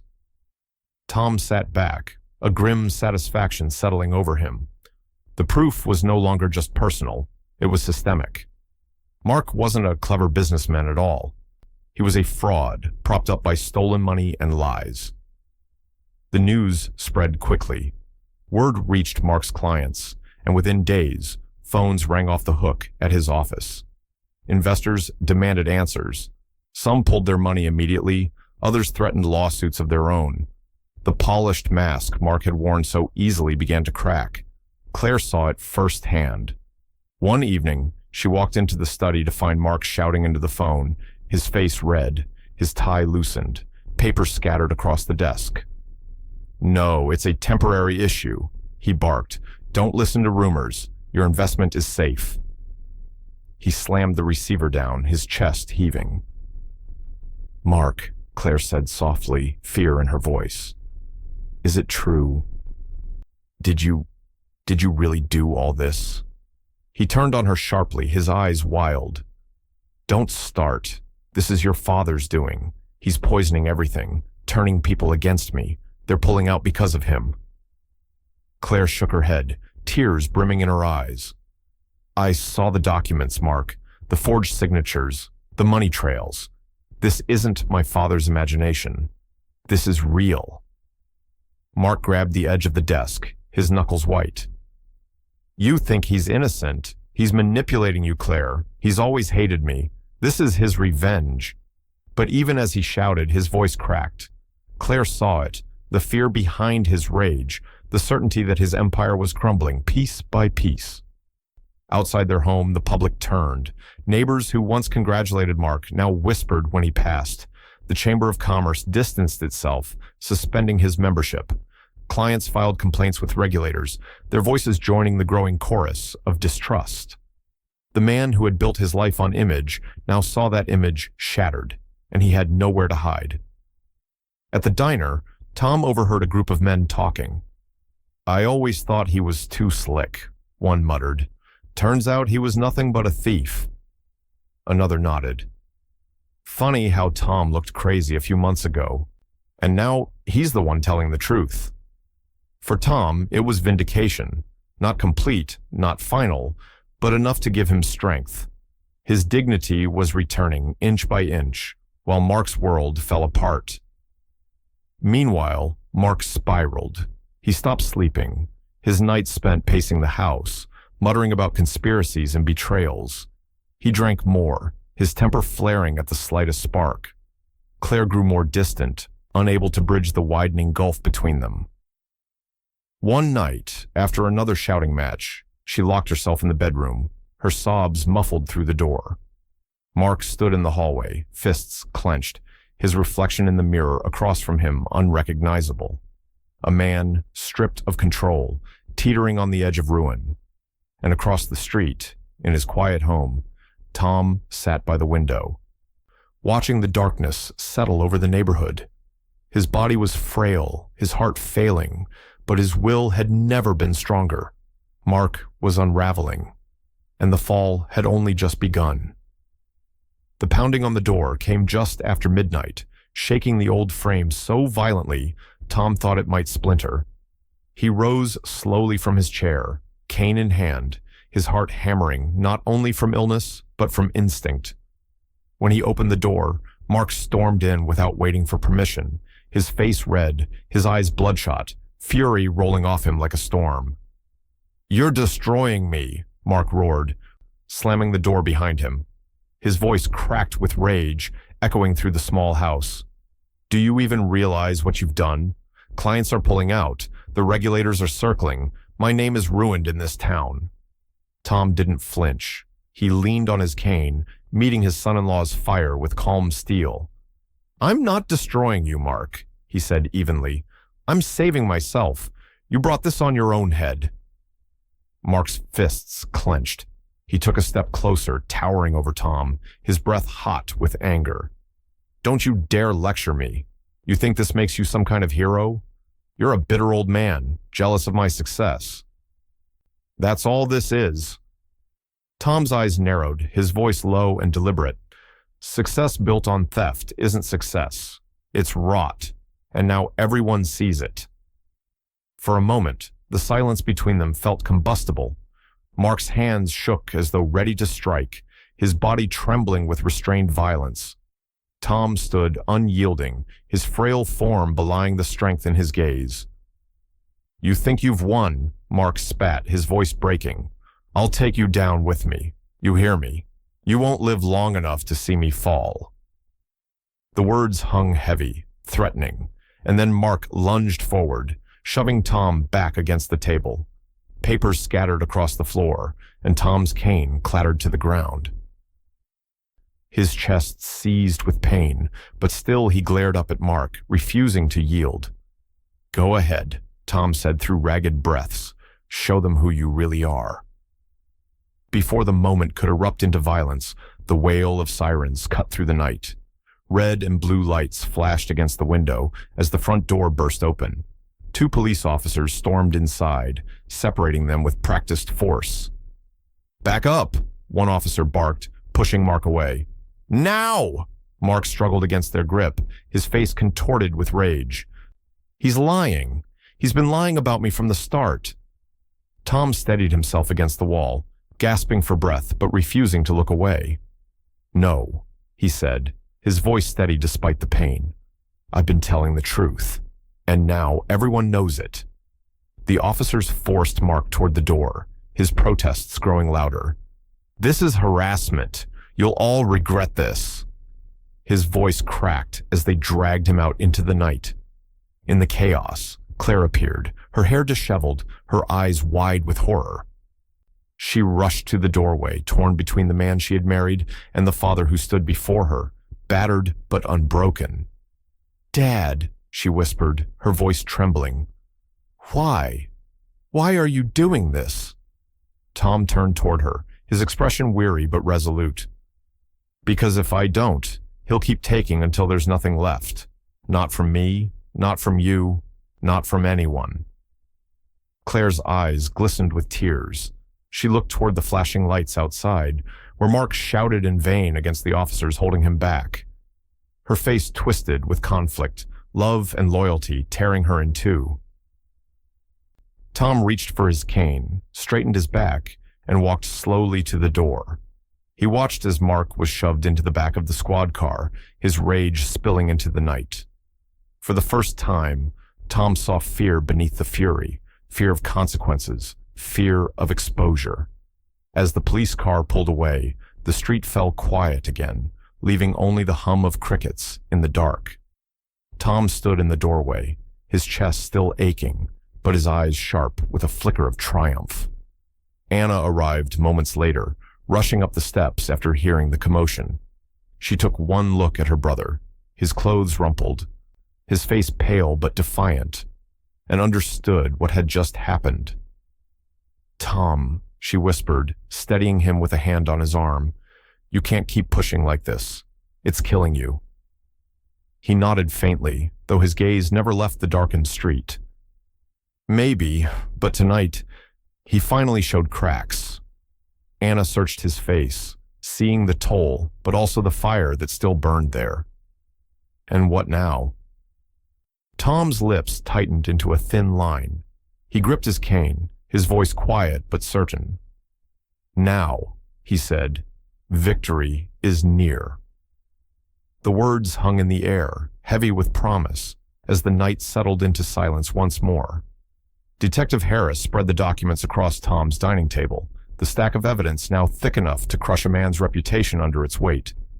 Contracts, forged signatures, wire transfers, and testimonies from angry investors, all neatly bound and ready. Harris tapped a finger on the top page.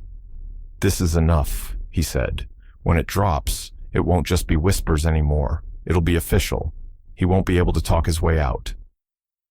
Tom sat across from him, his cane propped against the chair, his hands clasped tightly in front of him. His body was failing, each breath a reminder of his fragility, but his eyes gleamed with purpose. "When?" Harris studied him carefully. "We wait for the right moment. A move like this works best when it's public, when the fallout can't be contained. He's hosting that business gala tomorrow night, isn't he?" Tom nodded. He had seen the invitations floating around town, an elaborate event meant to salvage Mark's crumbling reputation, a desperate attempt to project strength. "Then that's where it happens," Harris said. "We'll time it so regulators and the press get everything while he's standing on stage. He'll be exposed in front of everyone he's been trying to impress." Tom's lips tightened into a thin smile. The battlefield had been chosen, and he was ready. Good. Tomorrow it ends. But Anna, who had been sitting quietly on the couch, finally spoke, her voice cracking under the weight of fear. "Tom, listen to me. You don't have to do this. You've proven your point. People already know he's a fraud. Let it stop here." Tom turned toward her, his expression softening only slightly. "Anna, he's danced around the truth his whole life. If I leave it here, he'll crawl back, rebuild, lie his way into another scheme. I can't allow that. This ends tomorrow." She shook her head, her eyes filling with tears. "And what about you? What about your health? The doctor said—" He cut her off, his voice steady but firm. "My health doesn't matter anymore. Not if I die with him still standing. If this is my last fight, then I'll go out fighting." Anna looked away, her hand pressed to her mouth to hold back the sob, threatening to break. She had watched him carry himself through war, through loss, through betrayal. But she had never seen him like this, so calm in his resolve, so ready to spend the last of his life on vengeance. That night, Tom sat alone in his study, the lamplight casting shadows across the walls. He laid the documents out one final time, not to examine them, but to remind himself of their power. Then he reached for a notebook and began rehearsing, whispering the words he would speak in court when the time came. His voice was low, but steady, like a soldier reviewing orders before battle. "I trusted you with my family," he murmured. "You repaid me with lies. You forged my name. You stole my life. And tonight, everyone sees the truth." He repeated the lines until they sank into him, until they became second nature, etched as deeply as the vows he once swore in uniform. His chest ached, his body weary, but he didn't stop. He moved methodically, setting his suit out for the morning, polishing the shoes that had gathered dust in his closet, folding the tie Mary had once bought him for his birthday. It was ritual, preparation, armor for the war to come. By the time the clock struck midnight, the house was silent, but alive with purpose. Tom stood in the doorway to his living room, staring at the empty chair where his wife used to sit, where she had knitted by the fire in evenings long past. He whispered to the air, as though she were still there. "Tomorrow, Mary. Tomorrow. I keep my word." The wind stirred outside, rattling the windows like the low growl of an approaching storm. When Anna returned the next morning, she found him seated at the table, already dressed in his suit, his cane at his side. He looked pale, thinner than ever, but his back was straight, his eyes sharp.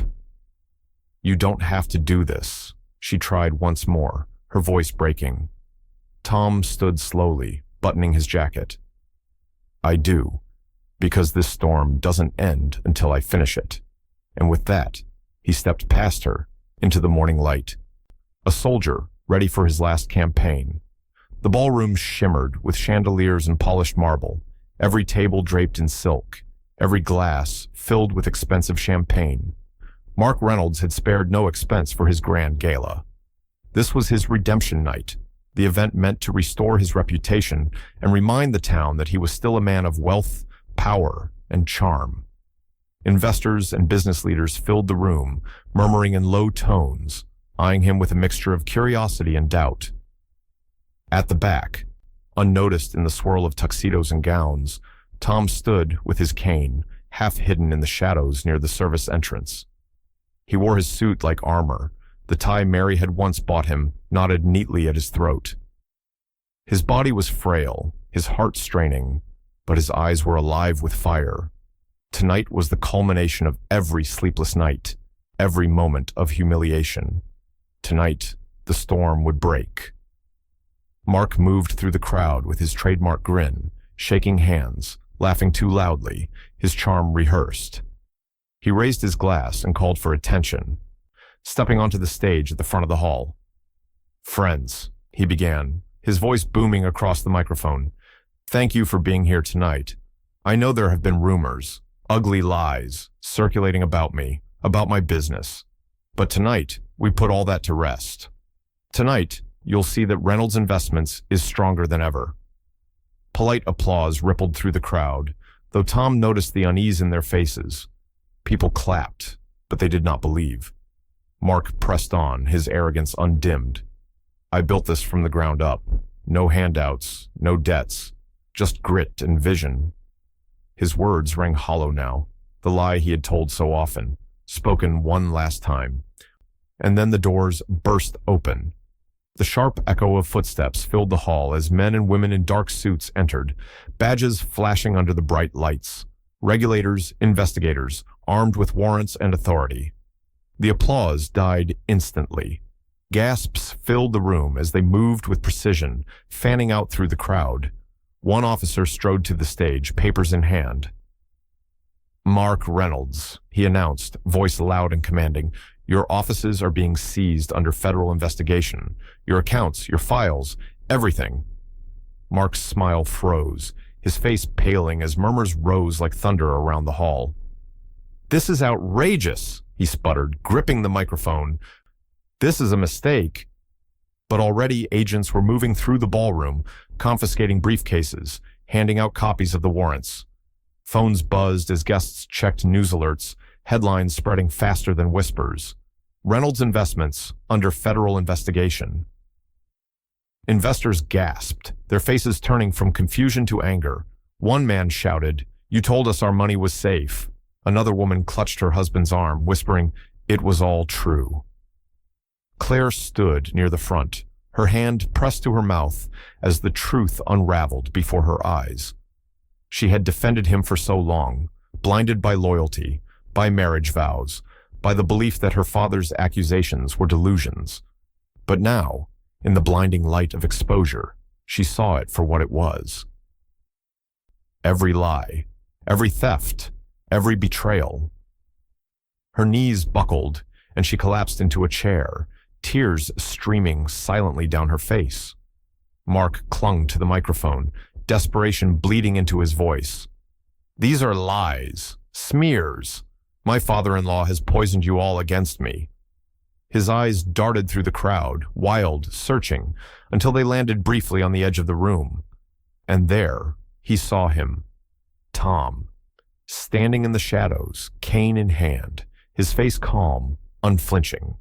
Their eyes locked for a single charged moment, and Mark's bravado faltered. He saw not just an old man, but the soldier beneath, the man who had never stopped fighting. "Sir," one of the agents said, stepping forward, "you're under arrest." Cold steel handcuffs clinked around Mark's wrists as the crowd erupted in gasps and whispers. The image was shattering. The polished suit, the expensive watch, now framed by the unmistakable sound of chains. "No!" Mark shouted, thrashing as they pulled him from the stage. "This isn't over. You hear me? This isn't over." But his words rang hollow, drowned out by the murmurs of betrayal from the very people he had sought to impress. Investors turned their backs. Neighbors shook their heads. Friends slipped quietly toward the exits, unwilling to be associated with his downfall. In the corner, Tom exhaled, his chest aching, but his spirit unbowed. He leaned on his cane, watching as the empire that had humiliated him crumbled in a single, public strike. "This," he whispered to himself, the words low and certain, "is the sunset of your empire."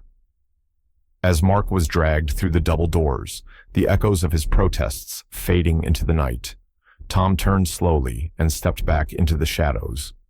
The storm had broken, but he knew it was not yet over. Tomorrow would bring the courtrooms, the sentencing, the aftermath. But tonight, standing in the quiet edges of that ballroom, Tom Whitaker allowed himself one moment of satisfaction. His war had found its reckoning. The story swept across the county like wildfire. Every paper, every local station, even national outlets picked it up. Businessman Mark Reynolds arrested on fraud charges. Photographs from the gala circulated everywhere. Mark in handcuffs, his face twisted in rage as agents escorted him out under the glare of the chandeliers. The image became a symbol, his downfall replayed on loop in living rooms, offices, and diners across the state. Tom watched it unfold from the quiet of his own living room. The television flickered with reporters dissecting the case, guests on panels shaking their heads, investors speaking of betrayal. Each new segment drove the same message. Mark Reynolds was finished. It should have felt like victory, and in a way it did. Yet the taste was not sweet, but heavy, laced with something that felt closer to sorrow than triumph. Claire filed for divorce within a week of the arrest. She had appeared at the courthouse alone, pale and subdued, her lawyer by her side. The petition made headlines too. Reynolds's wife seeks divorce amid fraud scandal. Reporters chased her down the courthouse steps, microphones shoved in her face. She said nothing, only lifted a hand to shield her eyes before slipping into a waiting car. Tom heard about it through Anna, who had read the story in the paper that morning. She arrived at his house with the news, her face streaked with tears. "It's over, Tom," she whispered, clutching his hand. "The family's broken. Claire's marriage, your bond with her, it's all shattered. We've destroyed ourselves to destroy him." Her sobs filled the small kitchen, raw and unguarded. She had wanted justice for her brother, yes, but not at the cost of tearing their family into pieces. Tom sat silently, his expression unreadable. He felt no tears, no grief, only a hollow ache where once there had been fury. "He did that, Anna," Tom finally said, his voice low. "Not us, him." But the words did little to soothe her. Anna covered her face with her hands, crying for the family they had lost, for the years of dinners and holidays that would never be the same. Days later, Tom returned to Dr. Lewis for another checkup. The doctor studied his charts, his face grave. "Tom," he said, setting the folder down, "I need to be honest with you. Your heart won't last long. The stress, the strain, it's accelerated everything. You don't have months anymore. You have weeks, maybe less." The words fell heavy, but Tom didn't flinch. He leaned back in the chair, his hand resting over his chest, as though acknowledging the truth that had stalked him all along. His lips curved into the faintest shrug of a smile. "I only needed it long enough," he murmured. Dr. Lewis frowned. "Long enough for what?" Tom's eyes hardened with quiet finality. "Long enough to finish the fight." When Tom returned home that evening, he sat by the window, watching the street outside as the world moved on. Neighbors passed by, some offering quiet nods of respect now, others still whispering, but none daring to mock. His name was no longer tarnished. It carried weight again. A veteran, a father, a man who had stood against betrayal and refused to break. And yet, the emptiness lingered. His wife was gone, his daughter estranged, his sister grieving for a family unraveling. Victory had been won, but it was a victory paved in ashes. Tom closed his eyes, his breathing shallow but steady. In the silence, he allowed himself one thought, a truth he had known but never spoken aloud. Revenge had given him purpose, but it had not given him peace. Still, he told himself, peace was never the goal. Survival of dignity, that was enough. As night fell, Tom whispered into the quiet room, his voice faint but resolute. Bittersweet or not, the victory is mine. And the shadows pressed closer, reminding him the end was near, but the war, at last, was his to claim. The prison was gray, lifeless, its concrete walls rising like a fortress against the horizon.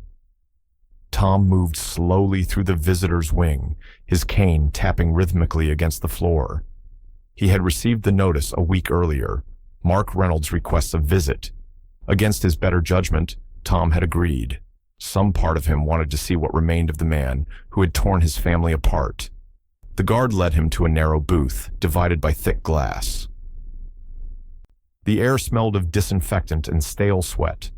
Tom eased himself into the chair, setting his cane against the wall, his breath shallow but steady. On the other side of the glass, Mark shuffled in, his orange jumpsuit stark against the dull background. Even in shackles, he carried himself with a desperate swagger, trying to project the same arrogance he had worn like armor for years. But his face betrayed him, eyes ringed with sleeplessness, jaw tight with barely concealed panic. Mark slammed the phone receiver to his ear, his knuckles white around the plastic. His voice erupted through the line, raw and furious. "You ruined me, old man." His fists pounded the counter. "You think you've won? You think this makes you better than me? You destroyed everything I built." Tom picked up his receiver slowly, his hand calm. He met Mark's wild eyes with a steady gaze. His voice was low, even. "I didn't ruin you, Mark. You ruined yourself." For a moment, silence fell across the glass. Mark's jaw tightened, his chest heaving. His anger collapsed into something weaker, fear, desperation. He leaned forward, his voice dropping into a plea. "Listen to me, Tom. You've made your point, all right? You got your revenge. Everyone's laughing at me. My name is Dirt. But you can help me. You can tell them it wasn't all fraud. You can say you exaggerated, that you were confused. They'll listen to you. You can still save me." Tom's eyes narrowed. "Save you?" Mark nodded frantically. "Yes. Think about Claire. She doesn't deserve this. If I go down, she goes down too. She'll be broke, disgraced. You can fix it. You can make this stop." Tom leaned closer, his voice cutting like a blade. "Don't you dare use her name. You used her for years, the same way you used me, the same way you used everyone who trusted you. And now you want me to pull you out of the pit you dug yourself? No, Mark, not this time." Mark's composure cracked completely. His voice rose again, desperate now, the mask gone. "Please, I can change, I swear it. I'll pay you back, every cent. Just give me a chance. Don't leave me in here like an animal." Tom's face hardened into stone. "You had your chance the day I asked you to return what was mine. You had your chance every time you laughed at me, every time you lied to Claire, every time you spat on the word family. You don't deserve another chance." Mark's hand smacked against the glass, his eyes wide with panic. "You're killing me, Tom," he shouted. "You're killing me."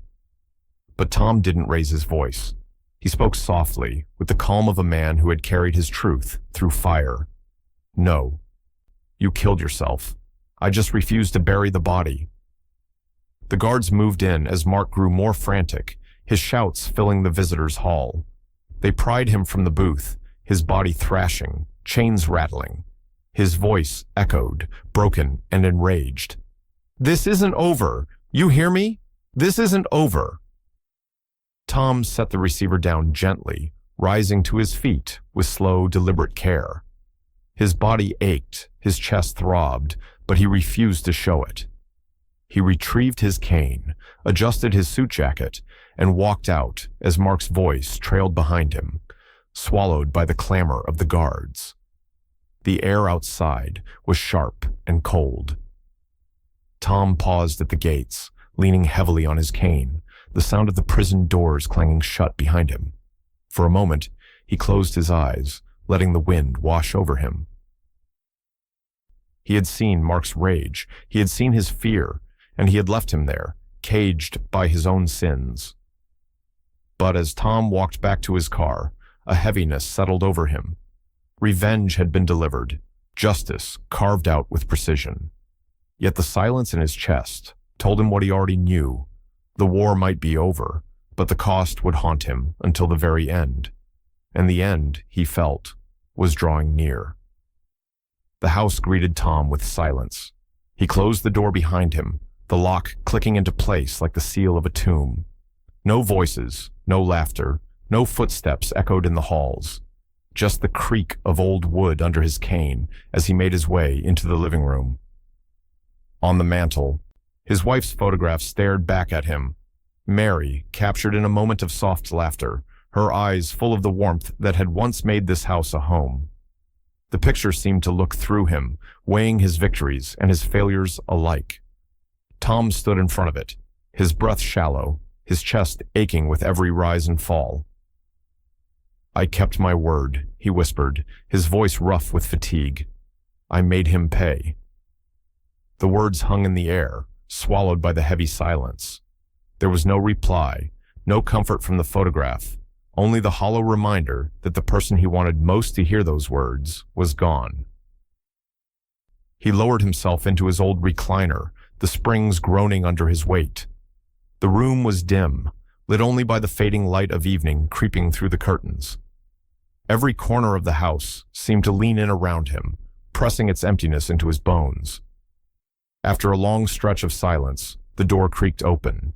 Anna stepped inside, her footsteps careful, her face etched with concern. She carried a bag of groceries in one hand, her attempt to bring some life into the stagnant house. "Tom," she said softly, setting the bag on the counter. "You shouldn't be sitting alone like this.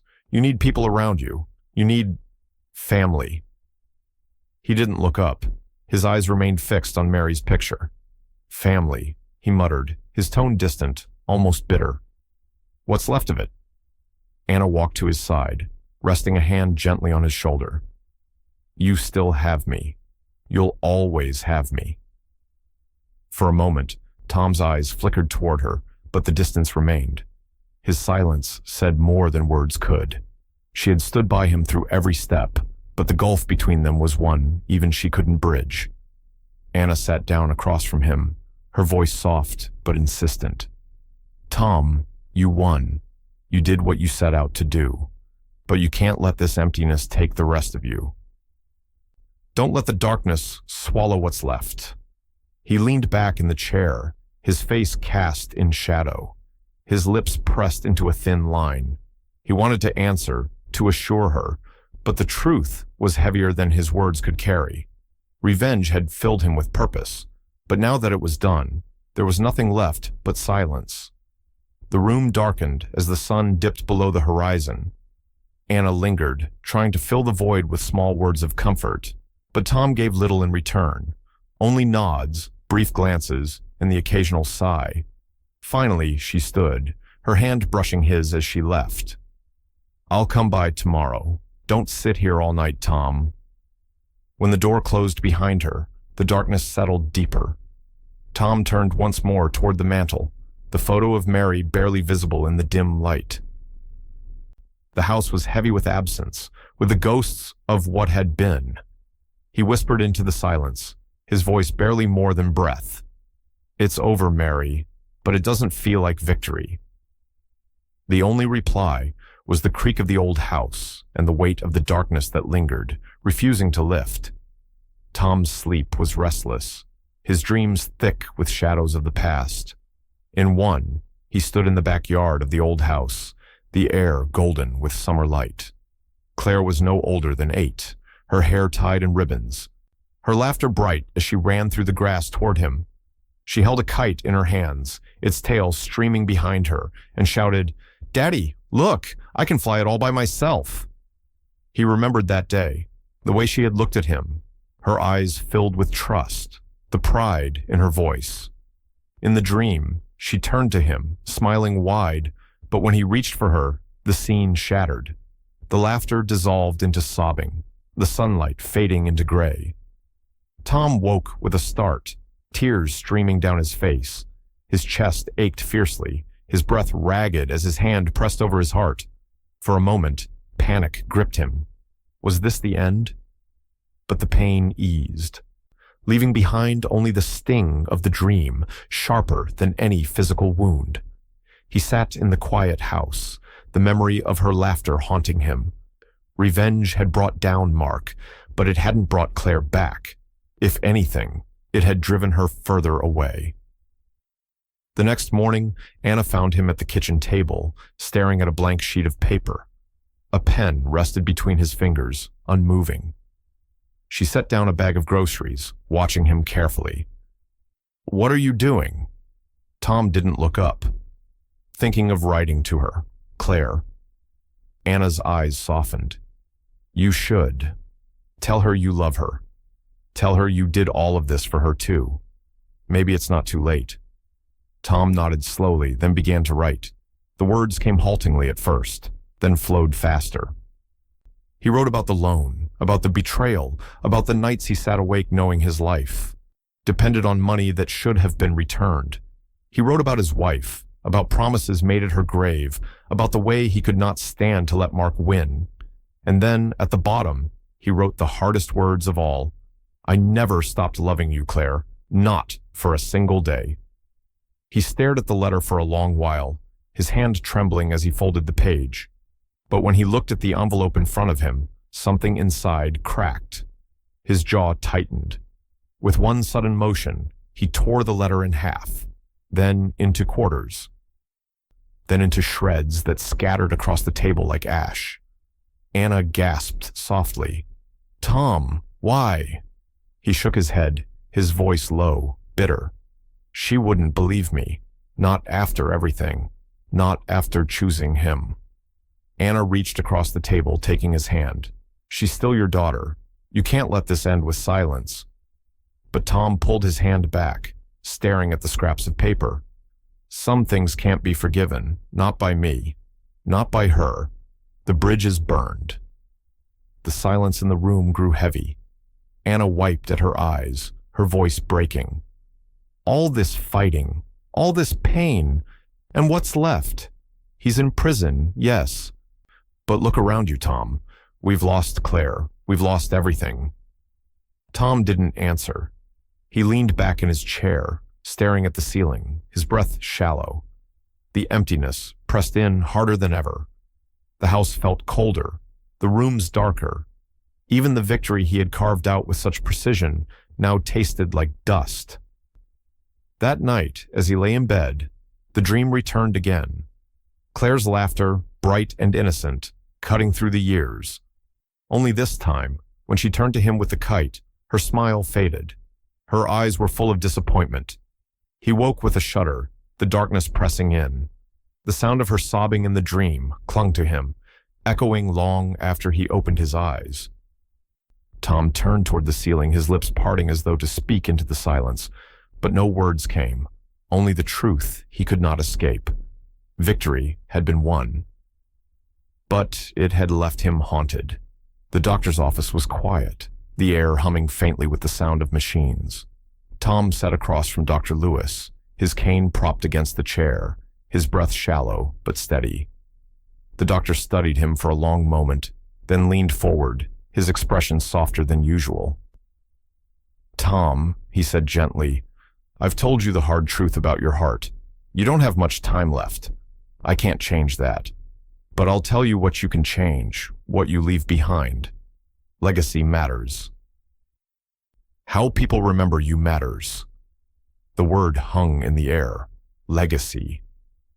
Tom nodded slowly, his gaze drifting toward the floor. For months, every thought had been consumed by revenge, by the need to expose Mark and reclaim his dignity. But with that battle behind him, the silence of his home had left a different question echoing inside. What now? That evening, he sat at his kitchen table with Anna. Papers were spread out before him, not evidence this time, but bank statements, savings accounts, the remnants of what he had left. He tapped a finger against the numbers, his voice low. "I was thinking, maybe the Veterans Charity, They helped me once, after the war, when I had nothing. Maybe it's time I give back." Anna's eyes softened, and she reached across the table, her hand covering his. "That would mean something, Tom, more than you know. You've spent so long fighting to protect what was yours. Maybe this is the way to give it meaning." Tom nodded, though his face remained grave. "I don't have much, but enough to make a difference, maybe. Enough that someone out there will have a chance I didn't." He pulled a legal pad closer, his pen scratching across the paper. The words were slow, deliberate. "This is my will." He outlined the small savings, his home, what little assets remained, directing them to the veterans' charity. As he wrote, the act carried a strange weight. It wasn't forgiveness, it wasn't peace. But it was something resembling purpose. Later, he set the pen down and leaned back in his chair, staring at the page. Anna watched him quietly, giving him the silence he needed. Finally, he spoke. "I wonder how I'll be remembered. As a soldier, a father, or just a bitter old man who couldn't let go." Anna's voice trembled, but it carried conviction. "You'll be remembered as someone who stood up for himself, who refused to be walked over, who fought, even when no one believed him. That's not bitterness, Tom. That's strength." He shook his head slowly. "Strength, maybe. But at what cost? Claire's gone. Mary's gone. The family's broken. Sometimes I wonder if the victory was worth it." Anna squeezed his hand. "You did what you had to do, and now you're choosing to leave something good behind. That's not nothing." Tom's gaze drifted to the mantel, to Mary's photo, watching him from across the room. Her smile seemed to carry both comfort and judgment, reminding him of the line he had walked, between justice and obsession, between dignity and destruction. The will sat on the table, a quiet declaration of his final act. No one could take it from him. Not Mark, not Claire, not even time. As the night deepened, Tom sat in silence, his thoughts heavy. He had not found peace. He doubted he ever would. The ghosts of betrayal and family ruin still lingered, but clarity had come. His fight was done, and now all that remained was the question of memory. Would the town remember him as the man who took down Mark Reynolds, or as the father who lost his daughter in the process? The truth was both, and Tom knew he would carry that duality until the very end. He placed the will neatly in an envelope and slid it into the center of the table. His hand lingered on it, his fingers trembling. "This is it," he murmured. "My last word." And as he turned off the lamp, letting the house fall into shadow, the weight of legacy pressed down on him, heavy and unyielding. The courtroom was hushed, the kind of silence that clings like fog. Reporters filled the benches, their pens poised, cameras ready to capture the final act of a story that had consumed the town. At the front, Mark sat in a dark suit provided by the prison, his wrists still shackled, though hidden beneath the table. His lawyer whispered urgently in his ear, but Mark's eyes were locked on Tom. Tom sat with Anna at his side, his cane resting against the bench. His body was frail, every breath measured, but his posture was straight. He had not come for revenge this time. Revenge was already won. He had come for closure. The judge's voice carried the weight of inevitability. "Mark Reynolds, this court finds you guilty of fraud, forgery, and multiple counts of financial misconduct. Considering the scope of your crimes and the damage caused to your victims, you are hereby sentenced to 12 years in federal prison." The gavel struck, a single sound that seemed to split the air. Mark's lawyer lowered his head, defeated. The murmurs began instantly, reporters scribbling, spectators whispering, the buzz of consequence filling the room. But Mark didn't flinch. He turned in his seat, his gaze cutting through the crowd until it landed on Tom. His eyes burned with venom, not shame. The smirk that had once been arrogance was gone, replaced by something darker, hatred sharpened to a knife's edge. "You did this," he hissed under his breath, though the words carried enough to reach Tom's ears. This is your fault. Every second I spend behind bars, I'll remember you." Tom met his stare without flinching, his face calm, unreadable. He didn't answer, didn't rise to the bait. The guards approached to take Mark away, their hands gripping his arms firmly as they pulled him to his feet. The chains clinked faintly as he was led toward the exit, his glare never leaving Tom until the doors shut behind him. The courtroom exhaled, a collective release of tension. Reporters swarmed instantly, microphones and cameras thrust toward Tom. "Mr. Whitaker, do you have a statement? How do you feel about the sentencing? Do you think justice was served?" Tom paused at the threshold of the aisle, his cane steadying him as Anna guided him through the crowd. For a moment, it seemed he might speak, the weight of years, of betrayal, of triumph pressing against the silence. But instead, he simply shook his head and pressed forward. No words, just silence. And somehow, the silence was heavier than anything he could have said. It was the silence of a man who had fought, who had endured, who had nothing left to prove. Anna slipped her arm through his as they exited the courthouse. She glanced at him, her eyes glistening with quiet pride. "You did it, Tom. You really did it. You stood tall when everyone doubted you." Her smile trembled, though, because pride was not the only emotion in her heart. Mourning lived there too, for Claire, for the family lost, for the cost of the war that had consumed them. Tom gave her a faint nod, his lips tightening into the barest shadow of a smile. But his eyes betrayed the truth. The victory was hollow, the silence thick.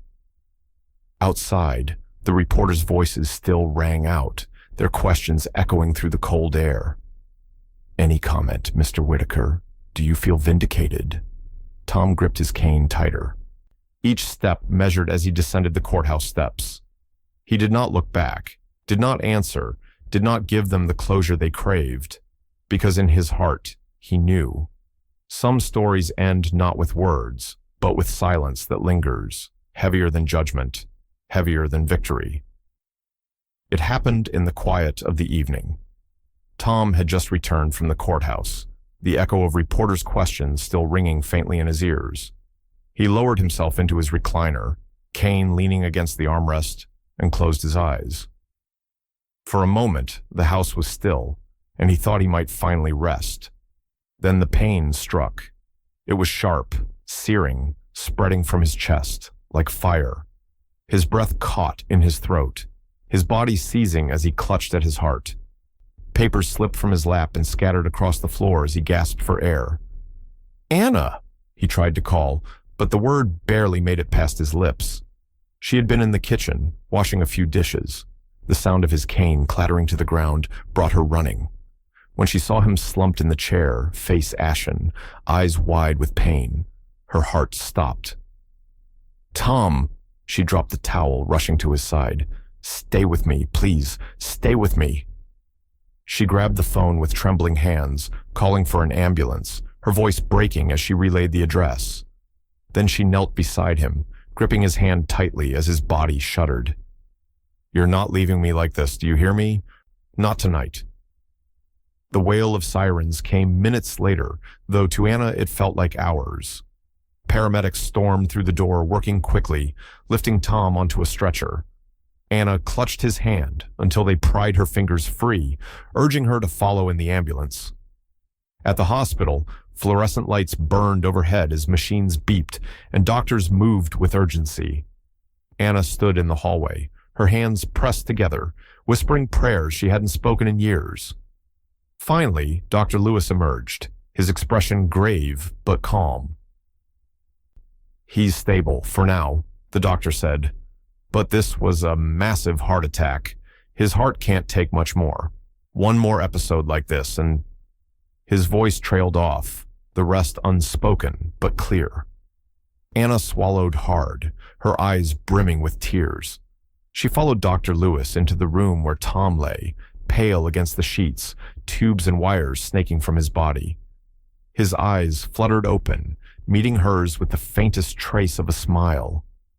"You scared me half to death," she whispered, brushing a hand against his forehead. Tom's lips parted, his voice a rasp. Then I've had justice. Her heart broke at his words. She leaned closer, gripping his hand. Justice, maybe, but not peace, Tom. Don't you see? You've won your war, but you've lost so much more along the way. Peace is what you needed, and you never found it. Tom turned his head slightly, his gaze drifting to the hospital window. Beyond the glass, the city lights flickered, distant and indifferent. He stared at them in silence, his chest rising and falling with labored breaths. In that moment, the truth pressed down on him. Revenge had carried him this far, kept him alive long enough to see Mark fall, long enough to reclaim his dignity. But it had cost him everything else, his health, his daughter, the fragile ties of family that could never be mended. The machines beeped steadily, a rhythm of borrowed time. Tom said nothing more, only kept his eyes fixed on the window, as though searching for something beyond the horizon. And Anna, watching him, felt the weight of what had been lost. Justice had been served, but the cost was written in the frailty of his body, in the emptiness that lingered between them. The prison air was colder than Tom remembered, a chill that seemed to seep through the walls themselves. He walked slowly down the corridor, the echo of his cane tapping against the concrete floor.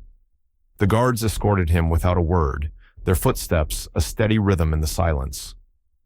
It had been weeks since the heart attack, and though his body was weaker than ever, Tom had insisted on this visit.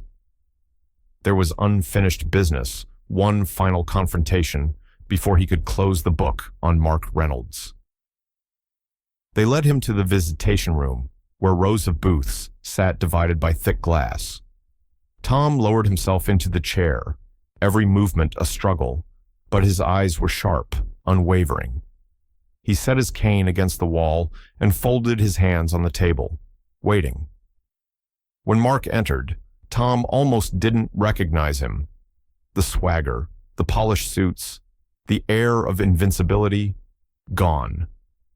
In their place stood a gaunt figure, thinner, paler, his prison jumpsuit hanging loosely on his frame. His face was unshaven, his eyes hollowed out by sleepless nights. Mark picked up the receiver on his side of the glass, his hand trembling slightly. His voice was hoarse, stripped of the arrogance it once carried. "You came," he whispered. Tom lifted the receiver, his silence deliberate, letting Mark squirm in the weight of it.